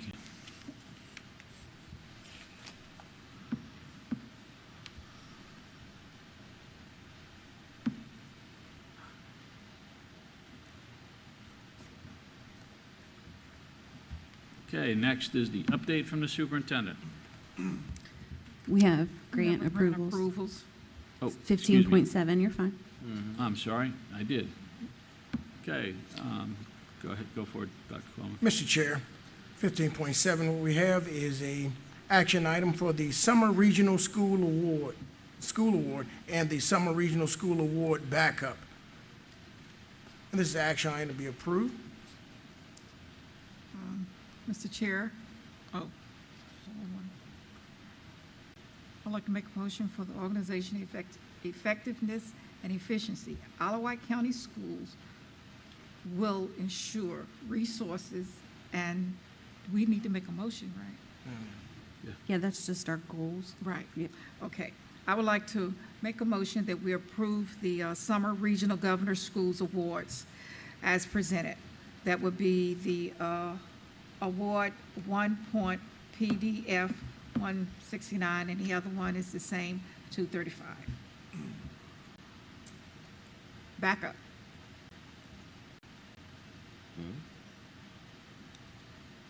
Yes. Do I have a second? We need a second. That was the motion. Yeah. That was a motion. Second. Okay, we have a motion and a second. Is there any discussion on these two grants? Mr. Chair, just give me 1 second here. Sure. Doc, are both of those grants, it says one's a backup. They're not the same. They're two separate grants altogether, right? I reviewed them, but I just want to make sure we know what we're voting on here. Could you repeat that question? Which one is a backup? Yes. One is Summer Regional Governor School Award, and the second one is the Summer Regional Governor School Award backup. Both the same amount of money. Oh. I think it's backup information. I think it's like the backup documentation. Right, documentation. Backup, yeah. Was it your question, Mr. Vice Chair? What's the distinction between the two? It's the backup information. That's what. I just wanted to make sure Thank you, Ms. that Getz. we understood the motion clearly. It almost read like it was two separate. Yeah, it's a for one award. But it's one grant. You're right. Yeah. It's one grant. So, yes. But I read both statements since the backup is there to include it. Does the motion indicate it's one award, Madam Clerk? Yeah, I'm pretty sure. Okay, we're good with that. Okay. Yeah, she just was specific to the two attachments. Okay, Yeah. perfect. Mrs. Chair, may I? Mr. Cunningham. Okay, and this is to Attorney. Do we need to identify the amount of the grant? The money amount? Is the grant posted on the document being voted on is Yes. posted on publicly? Mhm. I don't think you need to. The so long as amount you is- identify it. The amount is $16,352. Does that need to be in the motion, though? It doesn't? No. Okay, outstanding. I yield. Okay, clerk will take the vote. Mr. Cunningham? Yay. Mr. Wooster? Yay. Mrs. Tynes? Yay. Mr. Marsh? Yay. And Mr. Colick? Yay.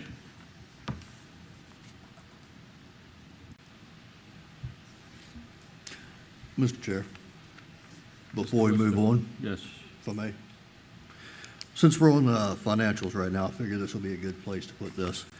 I've been doing a lot of thinking since the past meeting where we voted on the stipend for the school board. Can we hold off on that, Mr. Worcester, till we get to the compensation study Sure. area? Thank you.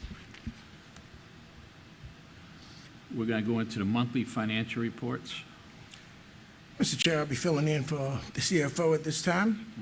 Before you have the monthly financial report, you have your check registry, your June large ticket items, your facility usage report, and your financial reports. This is just informational. Mr. Chair, may I make a comment prior to the board's questions? Please. I've had a conversation with a few of you, the board members.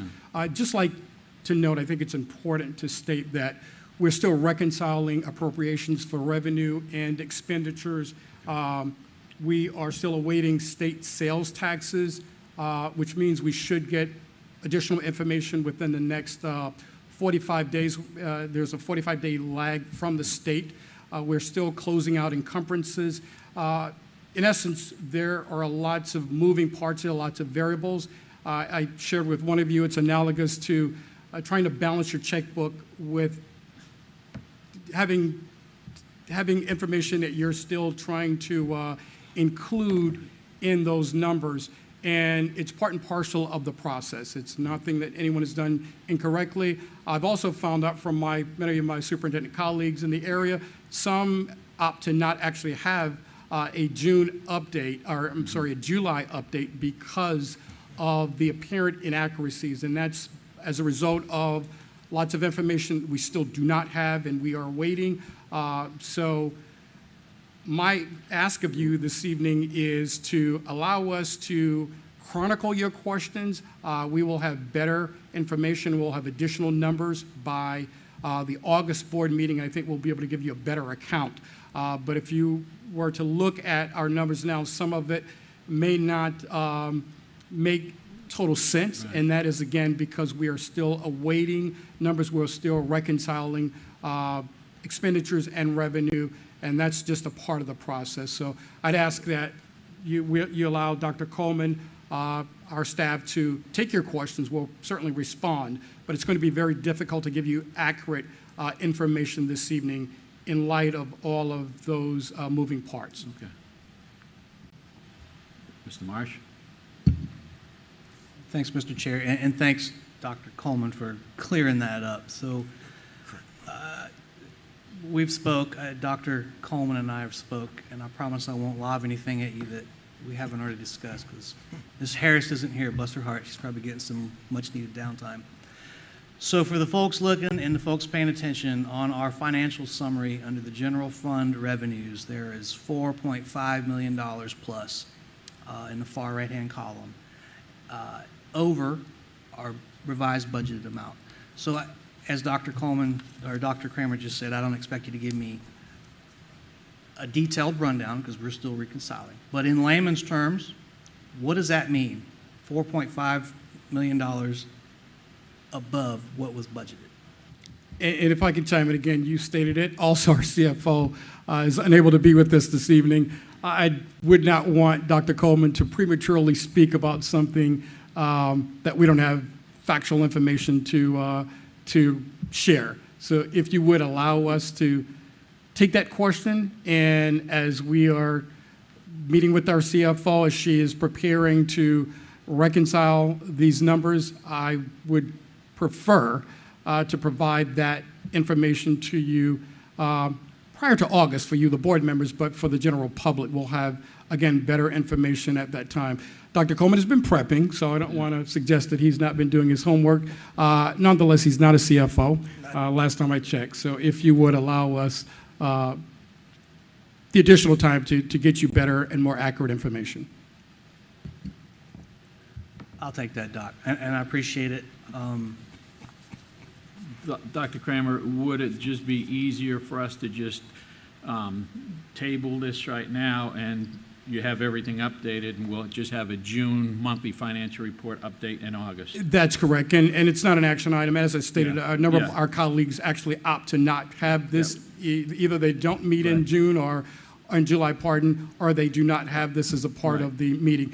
I welcome the questions. Allow us to take your questions. So if you have questions that you'd like to share. Now, we have been having discussions, as we certainly should, and you've shared some of those questions with us. But if you'd like to share some of those questions, I welcome those questions. But again, I'd rather us not respond prematurely. I'm thinking some of those questions will be answered by the additional information when everything's reconciled. I absolutely suggest you're correct. That's right. Okay, so if nobody disagrees, we'll go to the next item, which is support services. Mr. Colick, real quick. I just wanted to, so the financials are on the consent agenda. They are? Yeah. Okay. So I just wanted, just so y'all know when you go to vote, those monthly financials are on there. We will have to talk about that, probably remove them from the consent agenda. Please. So there is one thing I'd like to air out. And again, for full disclosure, we have discussed this separately, but for those listening and for the sake of getting it off my chest again, on the monthly check register, I want to set a very clear goal and expectation moving forward that we find a means to make it more clear. So when the average individual looks at that and they're looking at where our money was spent on a monthly basis, it's clear. And I don't think it's that way right now. I'll give you an example, and I've used this example numerous times. There are tens of thousands of dollars for Amazon charges, and in the invoice description it will just say a PO number. Or there may be $10,000, $15,000, $20,000 worth of a charge, and there may be an unfamiliar company or organization, or sometimes it's even a name of an individual, and under the invoice description it just says contracted services. For me as a taxpayer, when I look at that, that's unacceptable. As a board member, I can sit up here and I can lob questions at you a week in advance, and we can sort through that, but that doesn't do the public any good, and that's that whole transparency thing. And I know that sounds cliche after a while, but that's what I'm going to advocate for. I also acknowledge that there are only 30 characters in the system when you fill those out. So my request, and I will make motion if that's needed, but my request moving forward as we transition into the next fiscal year is to find a means or method so that that's clearer. And I'm not asking anyone to reinvent the wheel. If we've got 30 characters, maybe it just says contracted services and trash, contracted services, solar. I don't know the answer. We got plenty of folks that get paid more than I do to figure that out, but that's my ask, is that we find a means moving forward to make sure that that check register is more clearer.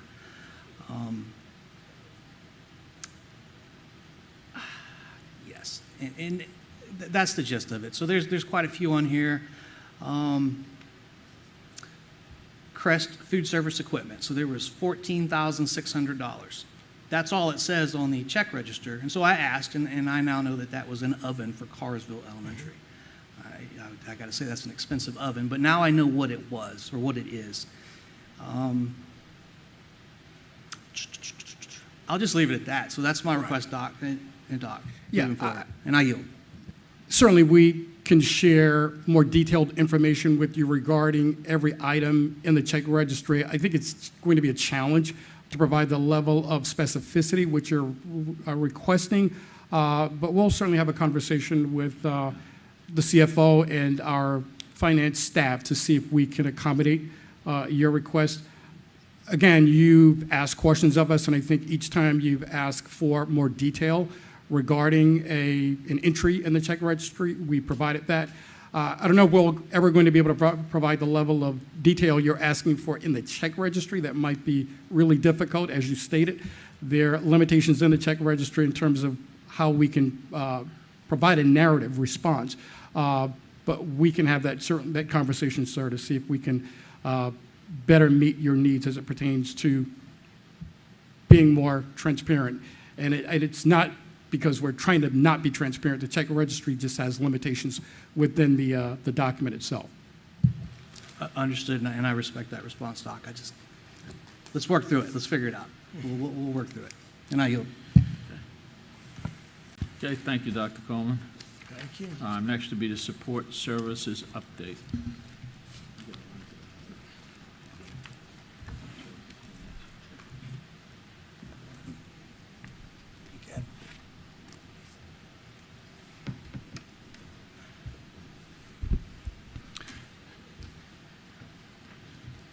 Good evening, Board. Dr. Kramer.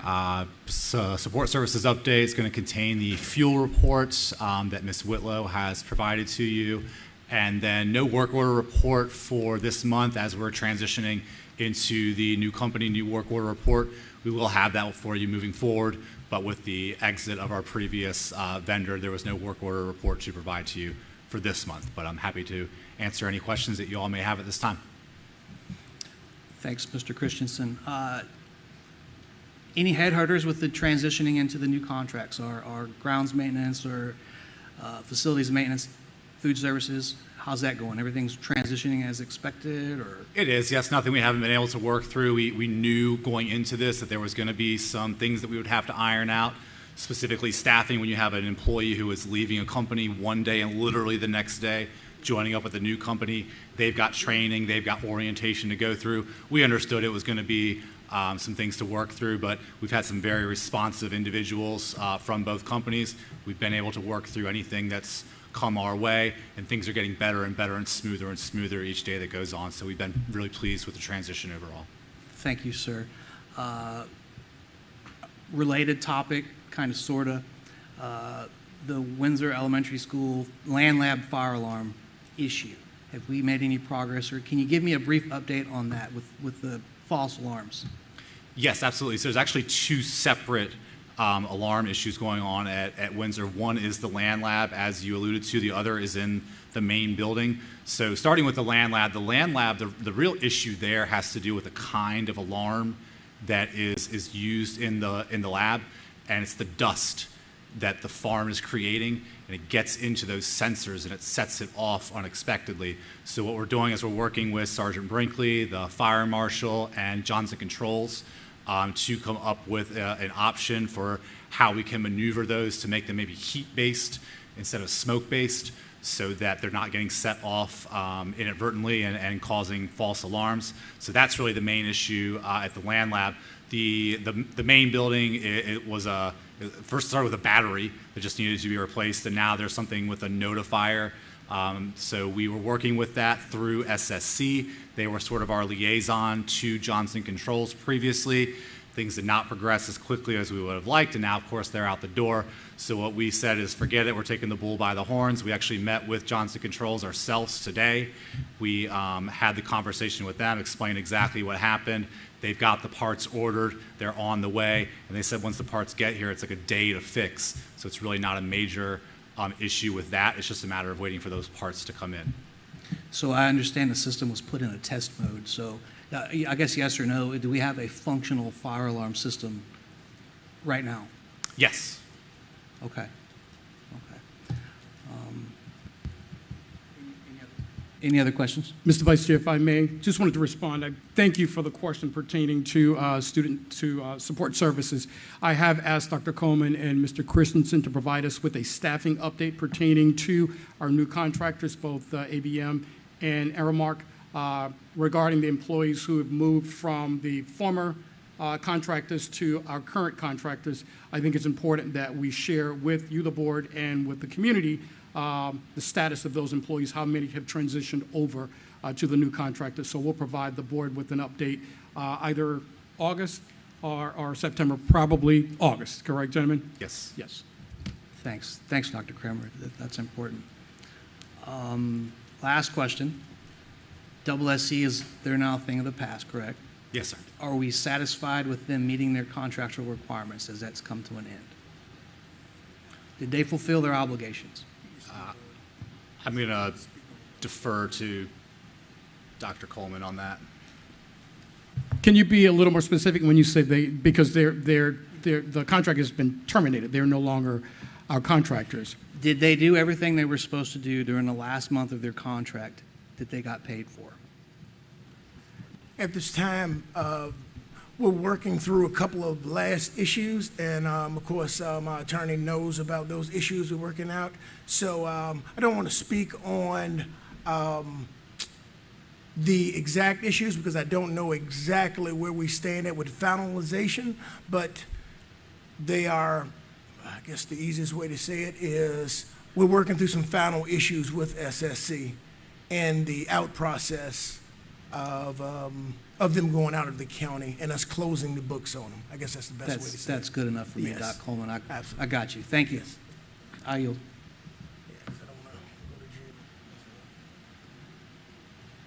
Any more questions? Okay. Thank you. Thank you. And next, we will have the new Hardy update. Mr. Chairman, school board members, Dr. Kramer, once again, we have Bill Cram with us. He's gonna, he came earlier this year and he told us the great news. Would you share with us who Mr. Cram is, his role? Yeah, I'm Executive Vice President of MBCon and Division Manager for the group that's responsible for your project. Absolutely. And of course, the last time he came, he shared some great news with us, so I want to look forward to some more great news from Mr. Cram. Okay, I'm first. First off, thank you for selecting MBCon as your construction manager at risk and allowing us to shepherd this project to a successful conclusion. Looking back, I know that construction management at risk was a new concept for Wight County Schools, and understandably there were some doubts, concerns about the effectiveness and efficiency of doing this. Well, folks, as they say, the proof is in the pudding, and I want to share some things with you this evening that will confirm that indeed you did make a good decision. Number one, your school, the New Hardy Elementary School, will open on time, period. No question about it. I'll talk about a couple of things that are going on right now to give you an idea of the status. We've already started the punch list and closeout process. If you've been to the school recently, it's in pretty good shape overall. One concern that's out there that I will mention is we are running on temporary chillers. I've come before the board various times over the past 2 to 3 years talking about those great words, supply chain logistics. The permanent chillers are scheduled to arrive around August 23rd. It will not take long to connect them. Regardless, we already have been in discussion with the building officials. We can continue to operate the school, if necessary, on the temporary chillers and occupy the school, and it won't interfere with the educational process whatsoever. Site cleanup is underway, finishing the site work out there, paving the parking lots, sidewalks, all that is ongoing. The first furniture delivery is scheduled for tomorrow. We've coordinated with division staff on where that will be placed when it arrives, and that it will be distributed throughout the school over the next several weeks.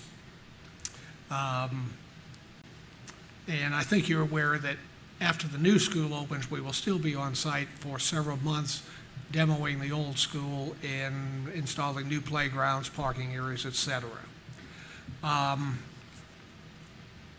Second thing, your school will open on time despite numerous challenges. We prefer to call them opportunities.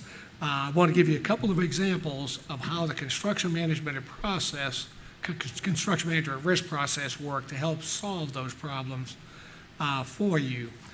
The first one is the HVAC units.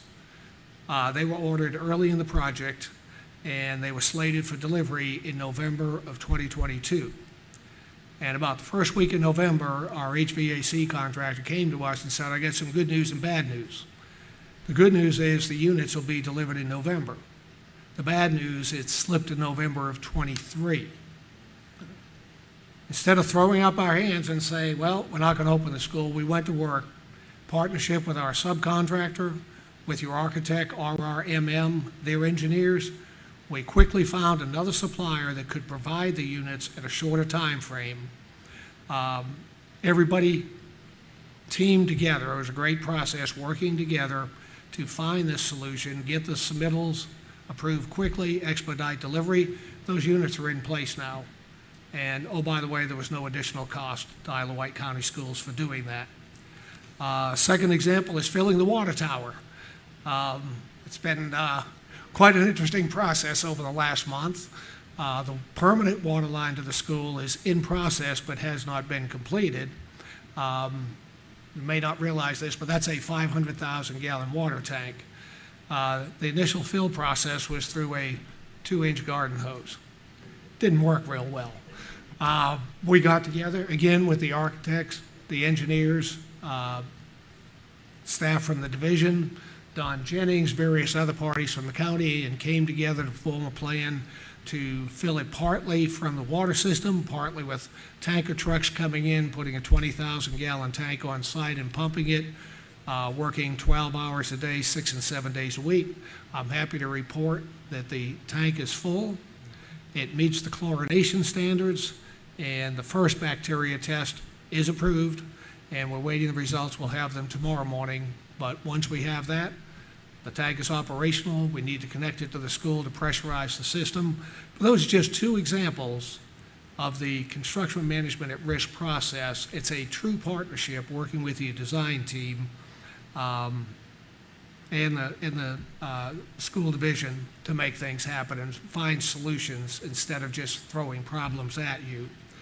Bottom line is we have collectively solved all your problems, and there's no change orders. Am I correct? That is 100% Yeah, correct. you heard that correct. We have not submitted the first change order to you. We have a contract with a guaranteed maximum price. We are still within that guaranteed maximum price. Right. we talk just one more topic, if I may, before I turn it back to you. As long as it's good news. Cost of schools. I do remember, I'll call it being on the hot seat with the Board of Supervisors and the Board of Education when I came before you with what the cost of this school was going to be.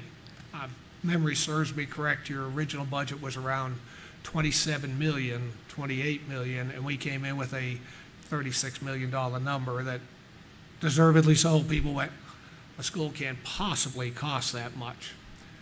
The Board of Supervisors, Board of Education made the courageous decision, looking at the data for costs moving forward, to go ahead and build this school. That was in late 21, early 22 that that decision was made. Had you waited, I'm working with another school division within an hour of here. They had a school that had a $42 million budget. They went the traditional, what's called the traditional method, design it, put it out to bid, and build it, except they never got to build because they designed it, put it out to bid with a $42 million budget, and the one bidder that came to the table bid $77 million for it. That division rethought things. We have scaled the project. They hired us as construction manager at risk. Scale the project back, admittedly, has gone from a K8 to a K6, but we're now in the $50 million range, almost $27 million less. But the real point I want to make to this board is your school 18 months ago, 20 months ago, when we came to you with that price, the building itself, not the site work, not the paving and all that, the building itself was right around $300 a square foot. 20 months later, we're closer to $400 a square foot on that school. So had you waited, your cost just would have continued to escalate. The good news is I firmly believe, looking to the future, that we are at a peak and the prices are going to start moderating. Inflation has slowed in school construction. Delivery times are getting better. I'm confident, and it doesn't happen very often, but back in 2008, 2009, 2010, construction prices actually regressed after hitting a peak in the early to mid-2000s. They actually regressed for a couple of years. And I feel fairly confident that over the next 2 years, we will see some retrenchment in pricing. It simply is unsustainable at what's going on. Bottom line, thank you again for allowing us to be part of this exciting project. We're just thrilled to have been your partner in it, and I'm looking forward to the opening. As I've said many times, to me, and I've been in this business for 49 years, I'm an old guy, but of all the buildings I do, I love going to opening day of a new elementary school and seeing the looks on the faces of those kids. It is absolutely priceless. So thank you for allowing us to be part of this project. I think Dr. Coleman has some photos to show you, but I'll be happy to answer any questions you might have. Any questions for Mr. Cram at this time? Any questions? Sir, thank you. I don't have a question. I just have a comment. I hope that you were able to perform some calibration on an individual who wanted to fill the water tank with a garden hose. And I yield. We subbed out the climbing up there. Our team had made the decision that our folks were not capable of climbing up that ladder, but we actually found some folks to do that do it for a living, and they were very effective at it. Well, as you can see from the screen, this is the overall view of the new Harding construction. And this is a better picture from the drone. This is a real life picture. And you can see the first playground that's actually being put in. And all of that grassy area, well, all of the bottom area, the southern area, will be filled with that type of asphalt, the soft asphalt right there for the for ADA handicap, also play area. Next, you will see what Mr. Cram was talking about. That is the Hardy Elementary School water tower. Little known fact, that water tower was designed by Lynn Briggs. So, one of the other Well, not the water tower itself, but the name. It was the name placement design. And I think that's the actual water tower, so That is that's the not actual- just a Photoshop water tower, that's the actual water Yes, sir. tower. That's the actual water tower. And we're looking at the inside. This is more of the tile flooring being installed throughout the hallways, carpet installed upstairs, in central collaboration space to your bottom left, and in downstairs media to the bottom right. So down that stairs to the bottom right, you see being upstairs. The next shot that we'll see is upstairs. Note tile flooring as well as ceiling have been tiled and closed. So what you're looking at is upstairs at this time.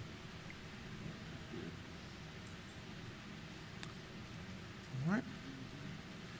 This picture is to show that the doors have been installed on all classrooms at this time. Doors have been installed on all classrooms. And since that picture was taken, most of the hardware has been installed as well, and you have a very good, secure system on your doors with individual key fobs. It'll be a good, secure system for locking in classrooms. Next, you just taking a peek at the hand and safety rails installed on the stairwells. This is a clear picture here of the gymnasium being completed. Sound panels installed on walls, flooring being installed and lined. This is a great picture of the gymnasium. And I was 0 for 3 today. I found a soft basketball laying on the floor, but can't dunk anymore. And last, we have a couple pictures of the kitchen. The appliances have arrived and they're in place and being installed. So the next time you get a walk through, you will see a totally different view of the kitchen. And that is it. Hey, Doc. Oh, I'm sorry, Ms. Tynes, go ahead. You go Just back. if you could explain the process. So when this is done and you're ready to hand over the keys, what's that process look like? Barbara, take this. Yeah, in the past. You're saying the closeout procedure for the school? When you come to Dr. Coleman or whoever it is, I presume, and you say, we're done. Oh. How does that process work? You hand them the keys? Is there a walk around? What's that process look like? There will be training on every piece of equipment in the building for your staff, and we will record that training so you have a permanent record of it. But we will train your different maintenance people on all the operations of the building. There is a walkthrough. The architects will come through and check everything. It's called what we refer to as a punch list, looking for any defects, repairing nicks in walls, making sure everything is operational. The building inspector will come through and inspect everything to make sure everything is in compliance with the building codes and the plans and specs. Fire marshal will come through, test every device in the building to make sure the entire alarm system is working properly. Right. We'll walk through we had meetings on how the school would be keyed as to what master keys work where, but then there'll be a walkthrough on that as well. But ultimately, there is, everything will be documented with transmittals as we hand over all this documentation. Every subcontractor is required to provide what we call closeout documents, copies of warranties, copies of our operating manuals, all of that. That will come to us first. We submit it to RRMM, the architects. They will review it and verify that it is all correct. Right. And then that is turned over to the school division, both electronic and hard copy form. Thank you, sir. Maybe this was for Doc Coleman. So since we just started a contract with our facilities management company. Yes. Are those the folks that are in charge of this? Those are the folks that they're going to be They're getting trained. the turnover, Absolutely. so to speak. HVAC will be trained on the HVAC, the plumbers will be trained, the electricians will be trained on all of the systems and everything that's at New Hardy. So because they're under a one-year trial contract. So if for Yes. some reason, and I don't think it's going to happen, but if for some reason that went south and they didn't get their contract renewed, how would we recover from that? Because that's We'll do an that's a overlap. loss. Absolutely. We'll do an overlap. Let's just say if we did go with a different company, an overlap, maybe a 30-day to 60-day overlap.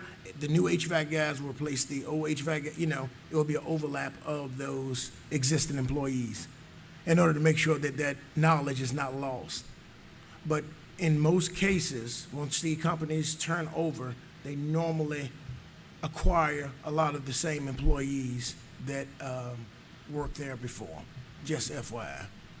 And that's exactly what's occurring as we speak. That's exactly So what's we are retaining lots of that institutional knowledge because many of those employees live in our community. Yeah. And just because the companies are no longer maintaining the contract doesn't mean the employees are going to elect to move either. So Right. I'm very pleased to state that we have we've kept many of those employees, and as I stated earlier, we will provide you with an update as it relates to how many of those employees are still with us. Right. Right. Thank you. I yield. Ms. Steins?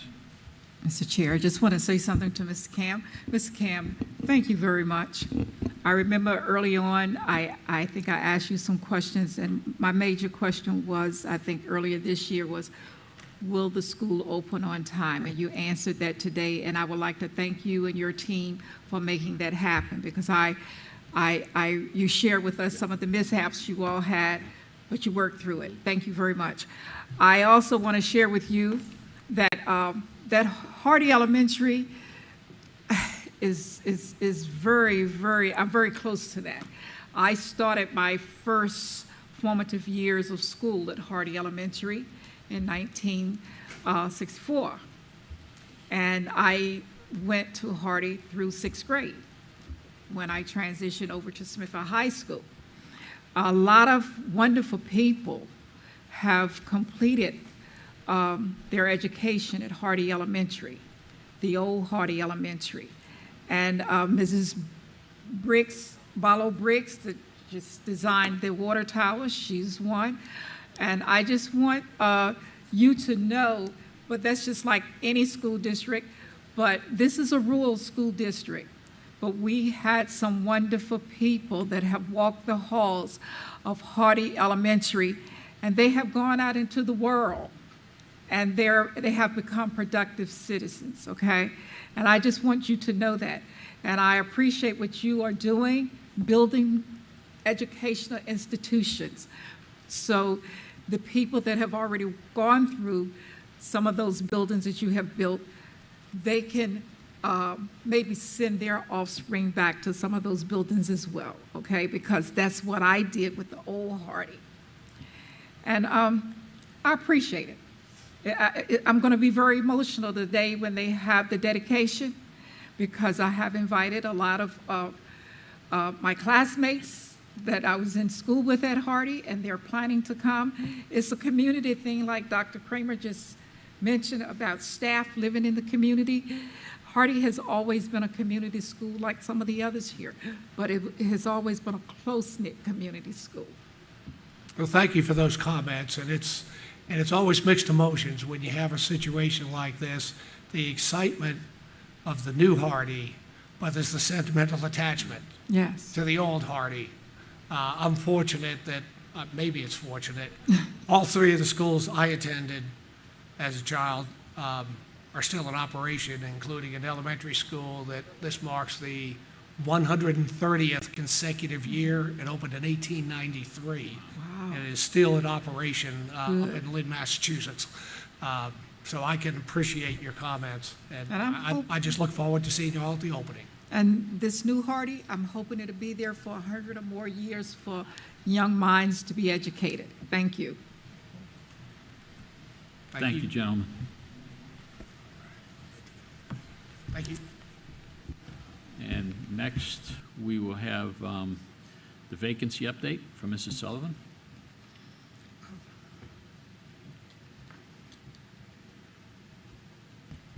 Okay. So we did have that special call meeting that occurred at the end of June to add some additional teachers to our employees, to our staff. But if we're looking between our June 9th, which was our last regularly scheduled board meeting, and today, on June 9th, we had 27 teacher vacancies, and I'm happy to report as of today, we are down to 13. And so in looking at our classroom teachers, And thank you, that's great news. Yeah. It needs to be noted, that's awesome. Yeah. So we are down to 13 classroom teachers. We need 2 resource teachers. We do have 22 support staff positions that we are still in need of filling, 1 speech language teacher, 3 school counselors, And we have one clerical support staff member that we need to fill.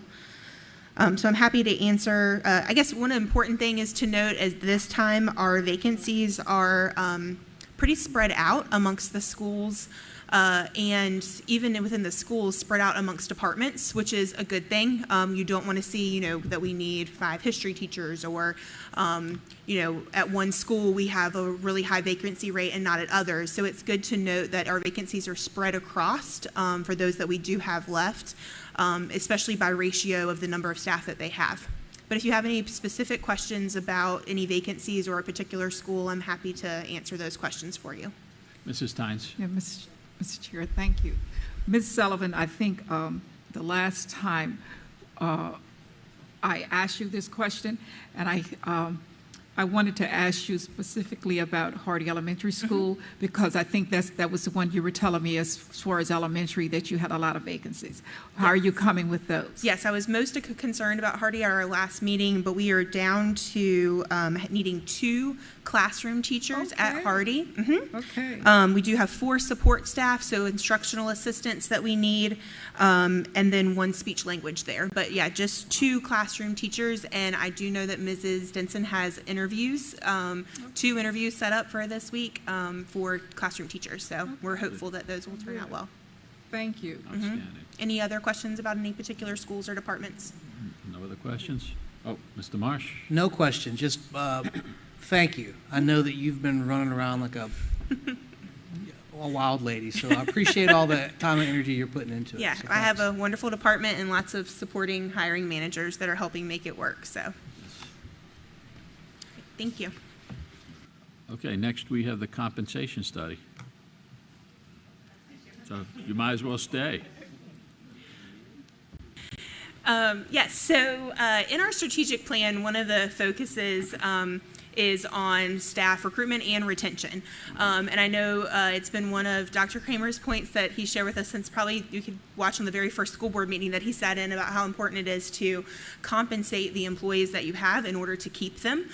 So no matter how much recruitment we do, if we don't pay our employees a competitive salary, we will not be able to maintain that low vacancy rate that we have in Isle of Wight.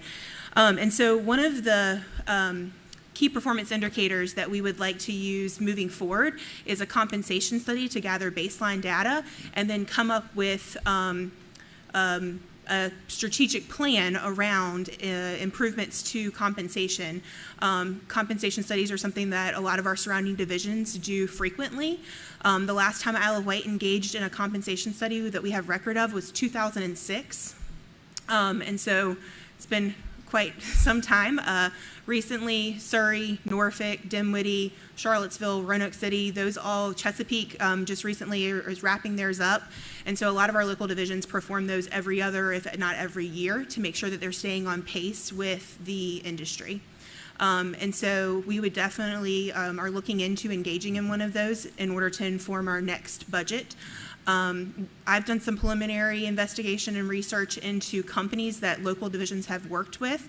Mr. Christensen and I have been working together around the procurement of working with a company, whether we needed to go through a cooperative RFP, an RFP, or if this was something that we could just engage in small purchasing services with. And so that's the stage that we're in right now.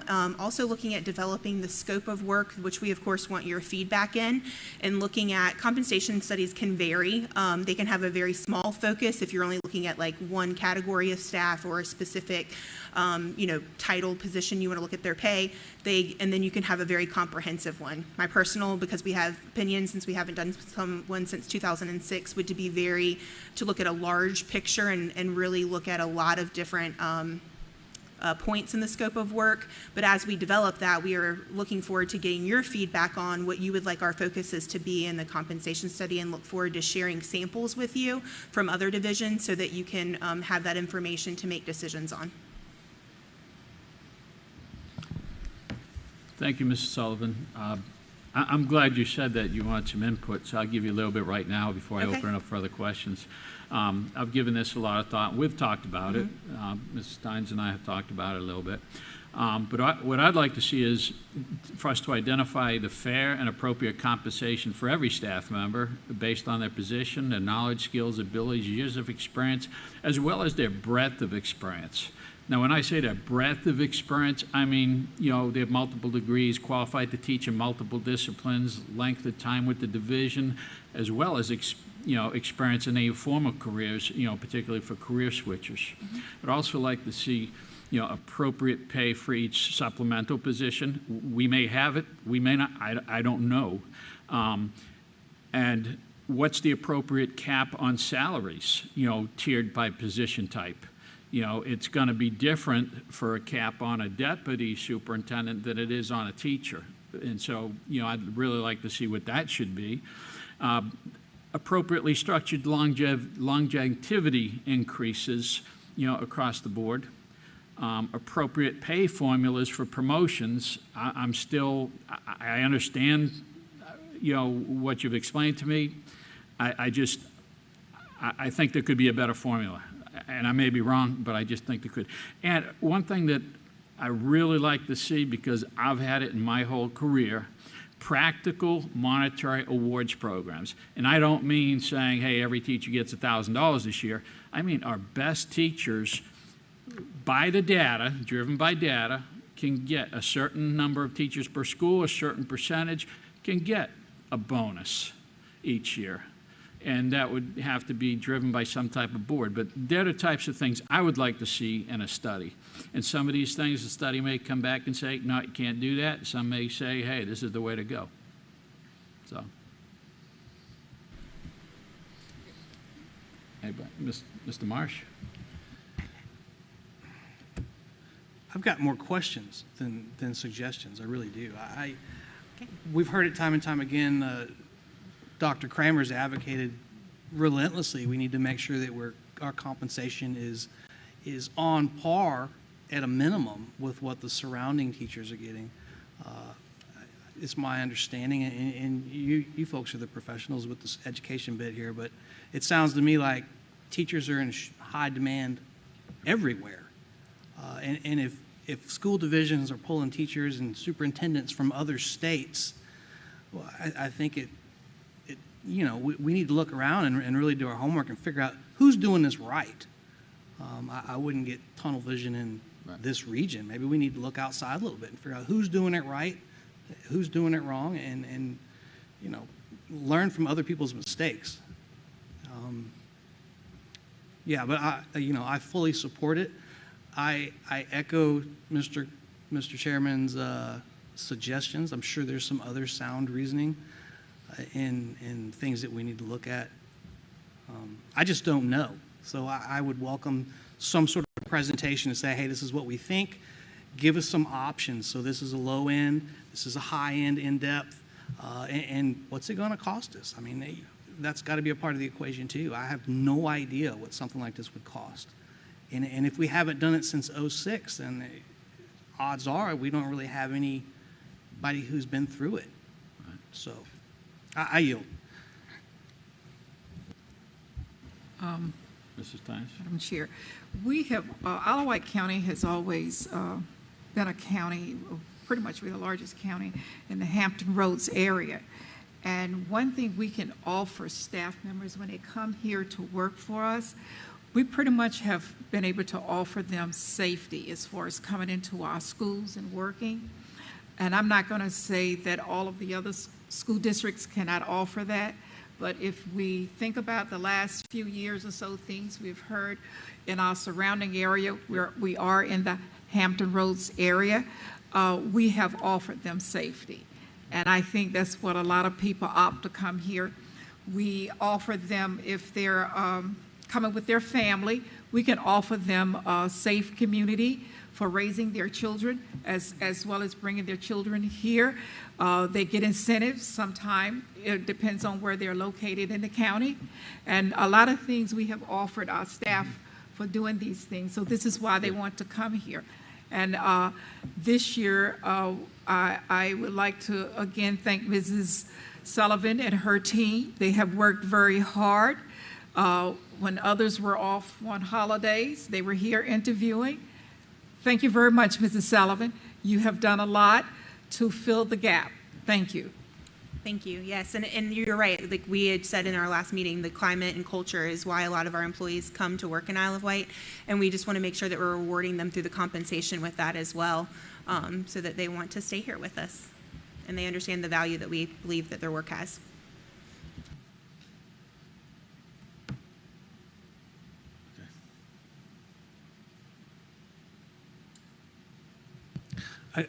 Thanks, Mr. Chair. I think this is an appropriate spot in the agenda to talk a little bit about any confusion we had earlier on with the sign-on bonus and our existing pay scale. I would like you to kind of give us an overview of how that all came to be, because there's no doubt that there's been some confusion with some of the teachers that were contracted in. But I'd like to start by saying it's my understanding that in years past, when going through the budgeting process, the pay scale, the step scale, was not always adhered to. In other words, it's my understanding that depending on the year and the budget situation, sometimes you can use that step scale, sometimes you cannot. It's inconsistent. Yes, so for many years, we've had a stepped scale for our teachers when it comes to pay. And so that is equated to, and most times, a step is equated to a year of experience. And just kind of in general in the industry, sometimes there's a freeze on steps. So in some divisions, for example, I think I share with you my personal experience. When I was a first-year teacher, for the next 5 years of my teaching experience, our steps were frozen. And even though my years of experience went up, I never received a pay increase. And so my years of experience and my step were not aligned. And so that's a practice that some divisions do in order to keep up with pay, but also to be fiscally responsible and meet their budget constraints. Isle of Wight, when you look historically back at our pay scales, some years steps were given on the same, so if a pay scale was from 1 year and then in year 2, a step was given from that pay scale in year 1 to the next year. Sometimes the scale was completely rewritten and there was no comparison between year 1 and year 2. And so historically in Isle of Wight, there has not been a standard practice that this is the base and that every year you're going to go up. So for example, last year, the pay scale from the year before and then last year's pay scale was not simply the 5% added to every single pay step. In the year before that, there were 4 different steps that all were making the same amount of money, even though the teachers had 4 different years of experience. And so there has not been a standard response to how the steps were going to be or how a pay increase was going to be applied. This year, when we were sharing about the budget, we shared that there would be a 5% raise to each employee. Every employee did in fact get a 5%. I think the confusion came from is some people were thinking they were going to get the 5% to their salary plus a step, which would have increased. So our steps have anywhere between 1% to 2% increases, depending on which year you're moving from to the next. Yeah, I think you're exactly right. That is the bulk of the questions that I got, from various teachers and spouses, is the expectation, which, as a former federal employee, I thought the same thing. They would get the step increase, and then the statutory mandated, 5% would come in on top of that. So it would give them roughly 6, possibly total of 7%. But there were quite a few that were concerned about it. I did respond to all of them that sent an email to me. I didn't respond to all the phone calls. But I'd like to read what I told them so that anybody that's watching this, can hear it directly, from me. Okay. It's, I hope your vacation is going well. As I mentioned in my initial response, I'm responding to you now, as I only have recently gathered enough information to answer your concerns. I'm not going into great detail, but simply providing a Reader's Digest version here.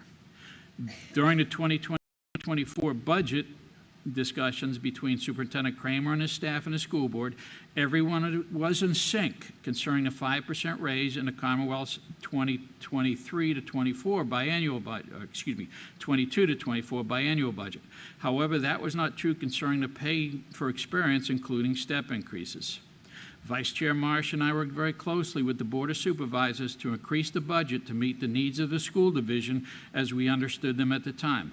However, we did not verify the assumption that the 23 to 24 salaries included step increases and longevity pay for non-teachers, along with the 5% increase provided by the Commonwealth.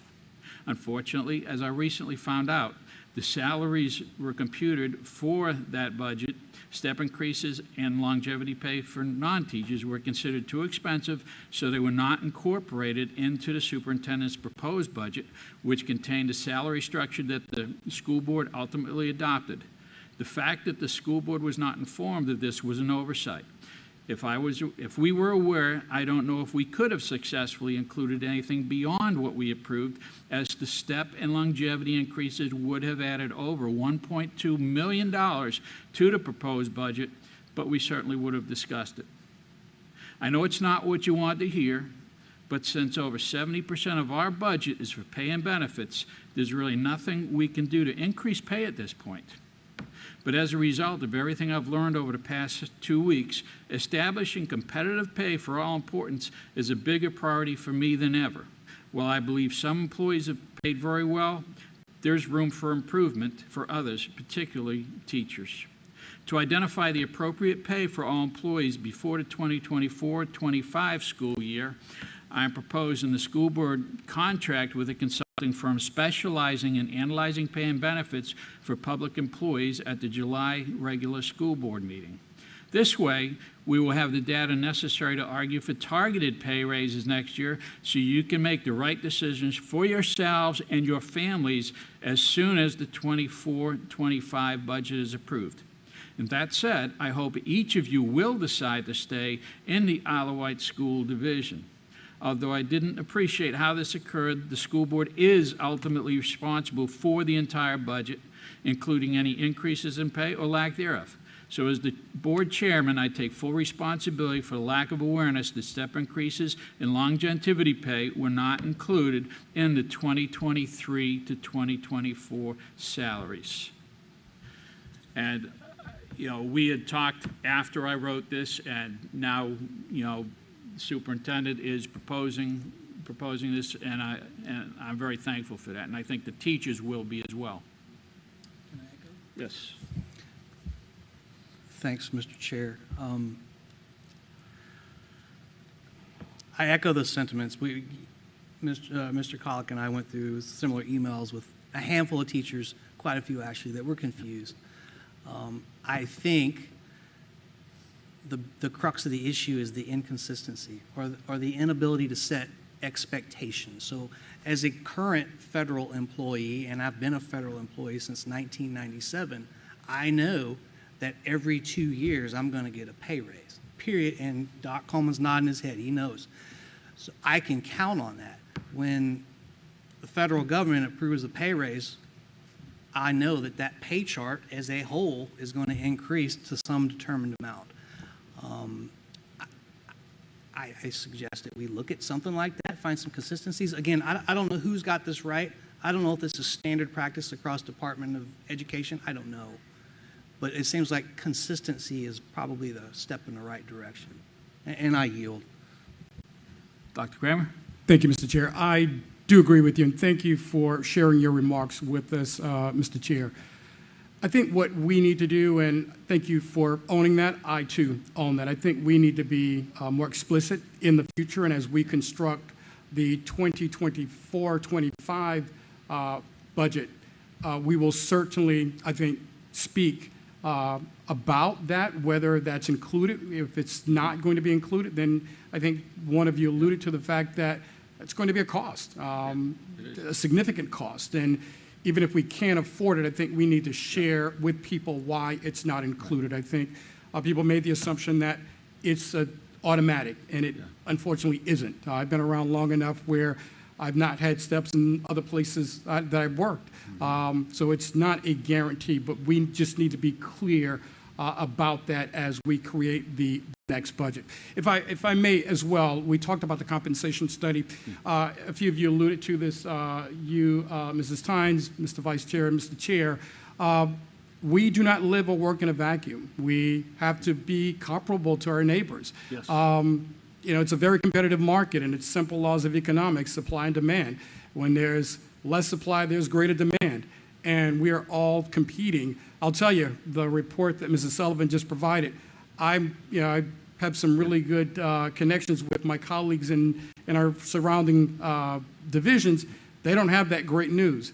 My concern, however, is we can't take for granted that we live in a great community and we have people who elect to live here and work here because we have great schools, we have great students, and this is a great place to be. But if we're not comparable, people are not going to come here to work and just because we're a great place to live. They might live here, but they may elect to go elsewhere. And I'll say, some of our colleagues, some of our neighbors, they've had a 10% raise.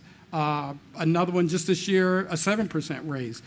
So at some point, we're going to have to face the fact that how do we maintain our competitive edge? No, you're absolutely Yeah, so right. we're going to have those conversations, and I appreciate you all allowing us to have the compensation study because I think a neutral entity having that conversation objectively about what we need to do as a community, it's going to be a cost, and we need to be candid, honest about how we fund that moving forward. Thank you.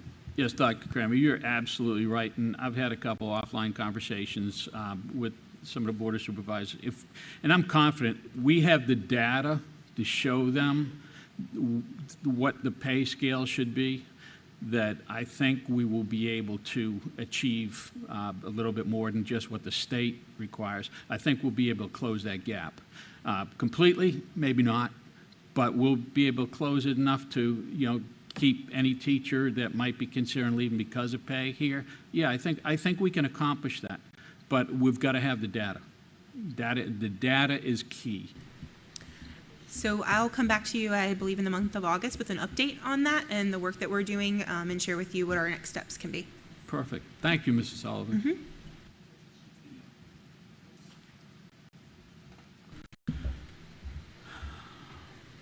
Okay, next, the appointment of the compliance officers. Yep, that's me again. So this is just a reminder, like last year, I have been appointed or if you approve this, I'm appointed the compliance officer and coordinator for Title IX. I'm the compliance coordinator for Section 504 for the employees. Colleen Loud will be my alternate for Title IX coordinator in my absence. And Trish Magner is the compliance officer for Section 504 for students. And I can be reached at 820 West Main Street for anyone who would like to contact me about a Title IX complaint or a Section 504 for adults. Any questions? Thank you, Mr. Sullivan. Dr. Kramer, it's time for your monthly update. Yes, sir. And I'd like to start with the expectation that our staff members are taking some time away, getting some rest, decompressing. Unfortunately, everyone at this time but Mrs. Sullivan and her staff. However, as an old HR executive director myself, I'm going to ask that they take their time in the fall when we're all back. So we feel sorry for you now, but we do ask that you take some time later once you are fully staffed. Thank you, Scoop Rider. So we're ready to go. I'd like to start with the end of the year activities. So I'm not sure everyone is aware of this, and I actually just became aware of this, that we have a great tradition here in Isle of Wight for both of our high schools where our seniors of the senior walk, they go back to the elementary schools and walk through, and they're applauded and recognized by the elementary students. So it is a wonderful tradition, and you see photos there from both high schools where that is occurring. Then our commencement ceremonies. I did have a chance to speak at one of those for one of our elementary schools. Carsville asked me to come in, so thank you, Carsville. But we see Carsville there to the left, in the middle, I think that's Hardy, and then to the far right, I think that's Westside. But all of our elementary schools and middle schools, they had a commencement ceremony. And we call them different things in different places. I guess we do call them moving up, whatever. But these are kids who are transitioning, students who are transitioning from elementary to middle and then from middle to high. So wonderful events occurring in our division and all of our schools at the elementary and middle levels. Graduation, you were all there. I got to tell you, I'm an old high school teacher and high school principal. We have some of the best high school graduations that I have been a part of. So kudos to Principal Cuffey at Smithfield High School and her staff, and kudos to Principal Carroll and the Windsor staff. A great day and great speeches, and you, Mr. Chair, I think did a wonderful job as well. Also, we had Board of Supervisor Chair McCarty there with us as well. So congratulations again to all of our students who graduated, and we wish them well in their future endeavors. Next, reading under the lights. So there are lots of wonderful things still occurring this summer, and one of those activities was reading under the lights. And Chris Pierce, I didn't know that we had an NFL football player who graduated from Smithfield High School. So NFL football player Chris Pierce, a 2017 Smithfield High School graduate and tight end for the Arizona Cardinals, returned to Smithfield High School for the Reading Under the Lights event sponsored by the United Way and Smithfield Foods. Our YMCA campers attended the event, and our students as well, but they're currently YMCA campers, where Chris Pierce read them a special story posed for pictures and signed autographs for our students and staff. And thank you, Mrs. Briggs, for providing me. I collect autographed sports memorabilia, so she ensured that I got an autograph photo as well from our graduate. Chris also donated his NFL jersey to Smithfield High School, and in return, Smithfield High School gave him a framed Smithfield High School Packers jersey with his high school number. So a great day for our students, and you see the photos there. That's awesome. We're proud. Absolutely, yes. Go ahead. You want to? I just want to say that the Pierce Hardy family, Chris is a relative, we are very proud of him. Without question. That's quite an accomplishment. And he's a very talented young man as well. I think a graduate of Vanderbilt University, so a very talented and gifted young man. I think his father, Ms. Briggs, if I'm correct, referred to him as a athletic nerd or something to that extent. So a very talented young man, a true role model, I think. So someone we should be very proud of. Also, summer school is occurring here, and it's being held at Windsor High School. And I look at you, Ms. Getz. I know it's up to grade 8. Is it elementary? Elementary. Thank you, Mrs. Getz. All right. So these students are there, and it's for the entire county, but it's being held at Windsor High School. Elementary. Elementary at Windsor Elementary School, not Windsor High School. Elementary students, for all students in the county, at K-8 at Windsor Elementary. All right, thank you, ma'am. They have another program, Dr. Kramer, at Windsor High for elementary. That's what you're. All right, I don't know what I'm saying, but it's a different program. all right. So the next one, same age group, there are lots of things occurring, lots of really good things happening here. And the next program is our Tidewater Regional Governor's School, and that is occurring at Georgie Tyler Middle School. So we are the fiscal agent for the Tidewater Regional Governor's School at Georgie Tyler Middle School, and gifted students in grades 4 through 7, correct? From multiple divisions, Isle of Wight, Franklin, Southampton, and Suffolk were able to apply and attend. The program began Monday, July 10th, and will conclude on July 20th with an expo where students will demonstrate their learning. And this year's theme is Need for Speed. So although our staff members, some are taking vacation, there are lots of students and lots of staff members who are working very hard and diligently. So I say to you board members, as you are traversing the county, stop through and wish them well and see what great things are still occurring even during this summer. So that concludes my superintendent's update, Mr. Chair. Thank you, Dr. Kramer. And next, we have the personnel, or action on closed session items. Mr. Chair, I move to approve the personnel report and addendum as presented, a copy of which can be obtained from the school board clerk. Second. Okay, we have a motion and a second. Is there any discussion? There is no discussion. The clerk will take the vote. Mr. Cunningham? Yay. Mr. Wooster? Yay. Mrs. Tynes? Yay. Mr. Marsh? Yay. And Mr. Colick? Yay. Mr. Chair. Mr. Chair, I move to grant the exemption from compulsory attendance for student REX 2324-01. Second. Okay, we have a motion and a second. Is there any discussion? There is no discussion. The clerk will take the vote. Mr. Cunningham? Yay. Mr. Wooster? Yay. Mrs. Tynes? Yay. Mr. Marsh? Yay. And Mr. Colick? Yay. Mr. Chair, I move to grant the exemption from compulsory attendance for student REX 2324-02. Second. 03. 02. 02. Yeah. Oh, I'm sorry, I'm on it. You want to read it again? Yeah. What did I say? You said 02. Okay. It is. You hit it? I thought we were on a third one. You got I'm it sorry. correct? Okay. Again, second. Okay, we have a motion and a second. Is there any discussion? There is no discussion. The clerk will take the vote.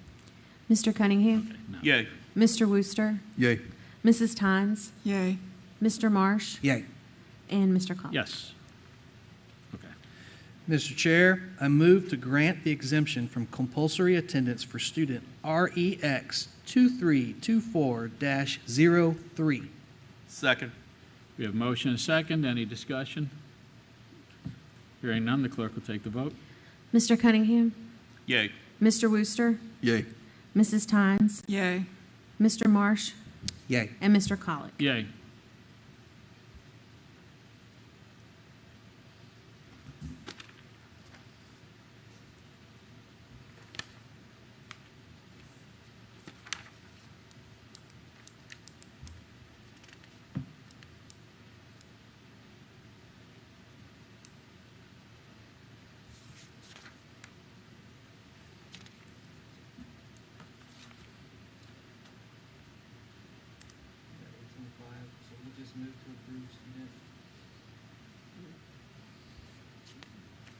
That's probably the easiest.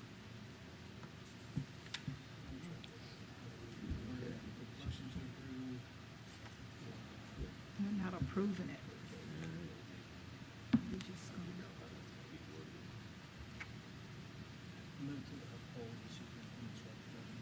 Yeah, there you go. Staff recommendation. But ultimately, it's the Well, yeah, superintendent's superintendent, right. Yep. There you go. Mr. Chair, I move to approve the superintendent's recommendation regarding student EA 2324-01. Second. We have a motion and a second. Is there any discussion? There is no discussion. The clerk will take the vote. Mr. Cunningham? Yay. Mr. Wooster? Yay. Mrs. Tynes? Yay. Mr. Colick? Yay. And Mr. Marsh? Oh. Yay.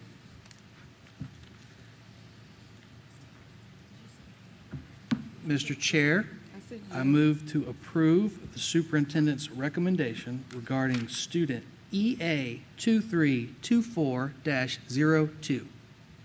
Second. And we have a motion and a second. Is there any discussion? Clerk will take the vote. Mr. Cunningham? Yay. Mr. Wooster? Yay. Mrs. Tynes? Yay. Mr. Marsh? Yay. And Mr. Colick? Yay.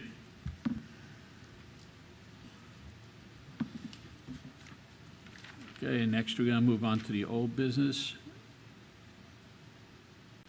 And we're going to remove, So, Mr. Chair, if I understand the discussion earlier, we're going to approve the consent agenda with the exception of the June 2023 financial report. right. Can I get an informal nod from the board? Yep. Everybody good? Okay. Mr. Chair, I move to approve the consent agenda as attached and presented with exception of the June 2023 financial report. Second. We have a motion and a second. Is there any discussion? There is none. The clerk will take the vote. Mr. Cunningham? Yay. Mr. Wooster? Yay. Mrs. Tynes?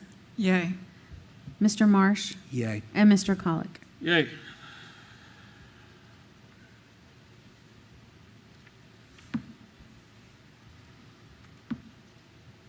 Okay, next we have the changes in the bylaws for a second read. So, Mr. Chair, if I understand, this is the second read, so we will make a motion to approve them as presented. Correct. All right.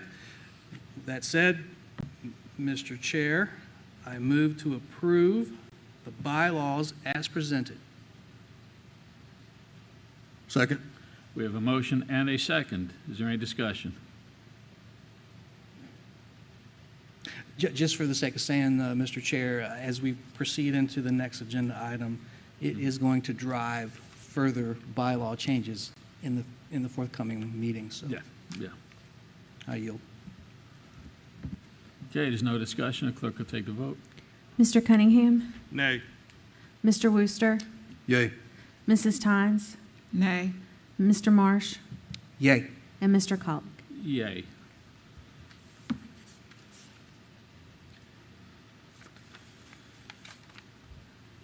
And next, we just have the policies for first read. If anyone has any questions, Mrs. Briggs is here. Mr. Chair? Yes. Had one question on, let me see, first read item GCE, substitute teachers. If you look at the document, at a quarter of the way down, in caps, it says blank school board. Is that correct, or should it be Isle of Wight School Board? It should absolutely be Wight County School Board. All right, so That change will be made when it comes back for second read. Is that okay? Thank you. Thank you for bringing that to my attention. Thank you. All right, that's all I have, Mr. Chair. Thank you, Mr. Cunningham. Mr. Marsh? Thank you, Mr. Chair. A couple of things. Given that there are so many of these, and there's 5 of us thumbing through all of them, we're all going to have our own ideas and suggestions. I would recommend to my fellow board members that between now and the next board meeting, if we could all identify policies that as presented you have no issues with. In other words, if as presented for second read you're good with them, then I would suggest that each individual board member send a note to Mrs. Briggs and say, hey, you know what, policies 1, 2, 3, 6, 9, 10, whatever those may be, I'm good with them as presented, so that when we get up here at the next meeting, instead of having a salad up here, we can just chunk those out to the side and say, you know what, we're going to approve these, and then we can talk about the other ones. That's my suggestion. I'm not quite sure how else to do it, given that there's 40-plus policies. How logistically would that be, Mrs. Briggs? Would that work? That's fine, and hopefully the explanation of revisions that's been provided to you, you'll notice that some of them, the only changes are maybe removing or adding a cross-reference. We did have some policies listed as cross-references that have been incorporated in the bylaws, so those policies are no longer in our manual, so we had to take those cross-references off. And there are a couple others that you'll see a pattern with language, such as backgrounds of vendors we're working with. There was some change in code, so that language appears throughout, some change in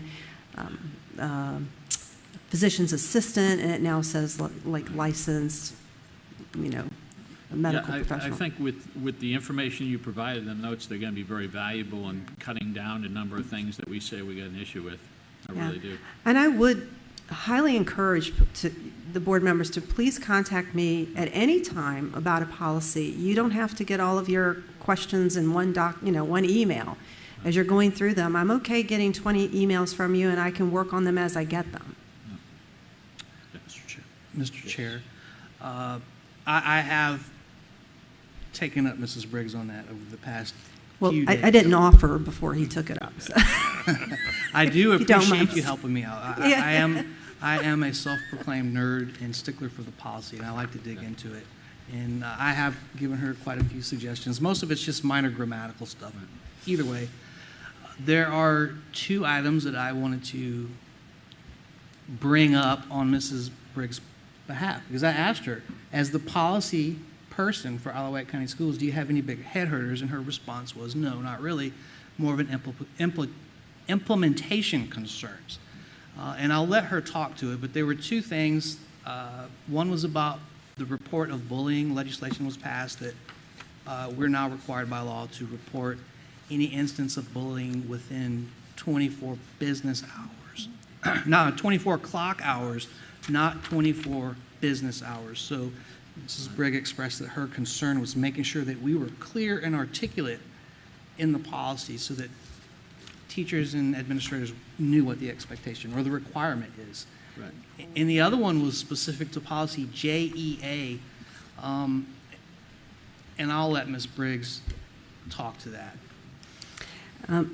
The language in JEA that's been added at the end talks about essentially ensuring statewide that there's an accountability for every child and their education, making sure every city and county can account for every child in their area and that they are receiving an education in some shape or form, homeschool, public school, private school, virtual school. But that is requiring the public schools to verify that. And it has us working with the registrar, state registrar of vital records and health statistics, and matching up a lot of data and doing some tremendous legwork to verify this information and to make contact with those families. And I've talked to Ms. Loud, who works with our attendants throughout the division, and we do have concerns with the logistical piece on that. So I know she's reaching out to some of her counterparts. Mr. Marsh said, when I shared this with him, he said, you know, he would talk to some board members that he knows throughout the states, because we're a small county. How are larger areas like Chesapeake and Virginia Beach, how are they doing this? I don't know if this is going to have any personnel implications. I really don't know. It's a lot of unknowns on this. So that's what concerns me, is I haven't been able to wrap my head around how this is going to look. But it's not just a suggestion, it is in code. That language specifically is in code. I think you alluded to this. You all have been, as a board, really supportive in terms of sharing with us in advance what your questions and concerns are. Yeah. I'm going to encourage you, as Ms. Briggs mentioned, she welcomes that, and you know, we don't need to welcome that. You're the board, so you can tell us what you need. But I would like to get whatever your concerns are in advance so that we can do our due diligence, making certain that we're having conversations with our staff, but also reaching out to our colleagues from around the state regarding how are they addressing these concerns. So I think if you would share with us what your questions are, what your concerns are, what you'd like to recommend in terms of changes, certainly consulting with our attorney as well, but that would be very helpful. I'm going to encourage that you continue to share that with us, and if we need to bring you in individually or two at a time, but prior to our August board meeting, I would absolutely implore that you would share with us what your questions and concerns are so that we can do our homework and our due diligence. Yes, any other questions? So Doc, just for JEA, my concern is that some knucklehead didn't pass a law that puts an undue, unattainable administrative burden on every school division across the Commonwealth. So if that is the case, and you folks would be the ones to say that's the case, I think most of us, if not all of us, know people we could push back and say, hey, you guys, this ain't going to work. And I think we would all do that. And this is, you know. We could do that with ease if we need to. Yeah, certainly, you know, I appreciate that support. But as we look at this, you know, having conversations internally and with our colleagues, and as well, I mean, our new state superintendent, Dr. Coons, has been very receptive as well to entertaining questions from local superintendents. So I think we have a number of entities we can consult with if there are concerns. But I'm mainly concerned with you, our board, what questions, what concerns do you have? And conversely, we as a staff will share with you what we think our concerns are, what implementation challenges we would have as well. So I look forward to that conversation prior to the approval of these policies, or any policy that is of concern. Are there any more questions, concerns? Well, we'll be talking over the next couple of weeks, Mrs. Briggs. Yes, sir. Thank you. Thank you. Okay, next we have policies for second read.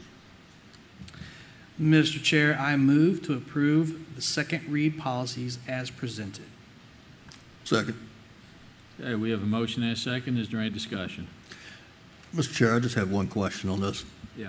Of the three policies listed, BDDH and policy KD are completely identical. Correct. Is there any reason we cannot delete one of those due to redundancy? Mrs. Briggs? We do have several policies in the manual that are duplicates. The reason is the policy manual is put into sections based on topics. So this particular policy applies to Section K, which I believe is community relations, and was it B? Is the other one start with a B? B. Which is school board. The reason it's done that way is if someone's wondering about speaking at a school board meeting, it makes sense to go look in B. But someone else might go, well, that's a community thing. I'm speaking at a meeting. So it's just kind of to cover bases.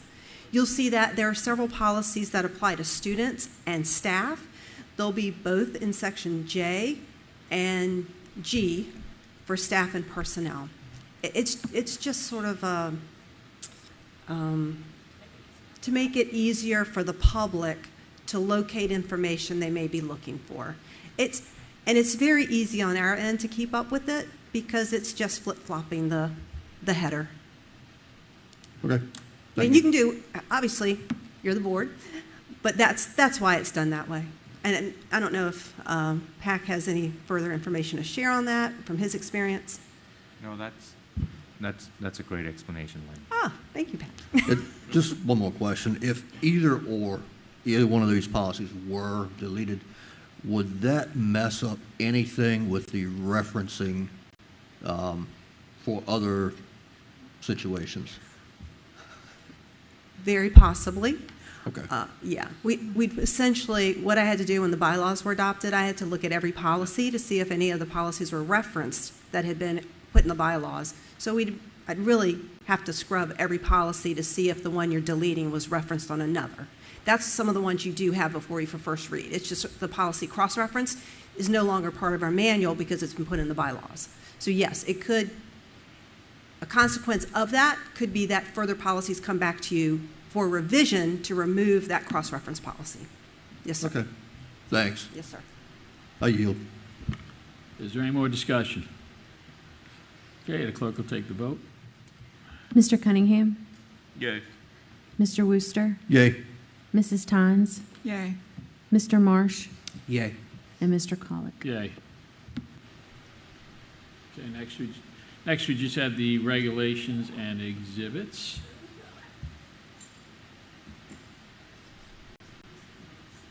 And now we have board member comments, and we will start with Mrs. Tynes, District 1. Thank you, Mr. Chair. I just want to say that had an opportunity today to go to Short Pump for the Virginia Education Association, education conference. Yeah. And this is the one where we get to visit a lot of the roundtable discussions there. We had a lot of informative groups there today that we all participated. I can't remember how many, but I know our attorney, he had a table. I don't think we participated in his because we knew what he was going to say on FOIA. Thank you, Mr. Pack. But we also, at a later date, we're going to make some announcements of some good things that happen with Isle of Wight County Schools, as well as Isle of Wight County School students that were participating today. And thank you. Thank you, Mrs. Tynes. Mr. Cunningham. I also attended the VSBA Conference on Education in Short Pump. It was a excellent conference as always. VSBA puts on great conferences, very informative. We did some networking with other school board members from neighboring divisions, and they mentioned the November conference that's coming up. Tomorrow it opens up. So as we do every year, we need to apply for that tomorrow. We're starting tomorrow. But that's all I have. Thank you. Thank you, Mr. Cunningham. Mr. Worcester. I have no comments. And Mr. Marsh. Thanks, Mr. Chair. I'd just like to take this chance to put in a plug for the Isle of Wight Education Foundation. Saturday, July 22nd, from 2 to 6 p.m., they're going to be over at Smithfield High School in the parking lot hosting a Touch the Truck event. And they're going to be, I think it's $5 a head for a kid to come in and climb around on trucks and cars, and I'm going to be there with my daddy's old tractor. So show up, show the support. The Education Foundation does a lot of great stuff for the school divisions. That's it. Thank you. Thank you. So I also participated in today's conference with Mrs. Tynes, Mr. Cunningham, Dr. Coleman. And one of the topics that was covered that I found very useful was the use of data to drive decision making. And this is something that I probably said at almost every meeting. And I found out there's actually software available from Frontline. So that's a known entity to this organization. So that may be something that we can work with to look and see what type of metrics that we can identify to use, particularly in our security areas and for when we need to hire people. The best part of the conference, I will leave that to another date.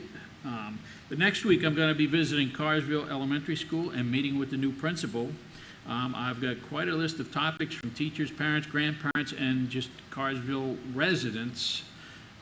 Everyone's proud of our school, but there are some concerns, and so we want to make sure everybody gets the information they're asking and gets the right information that they're asking about.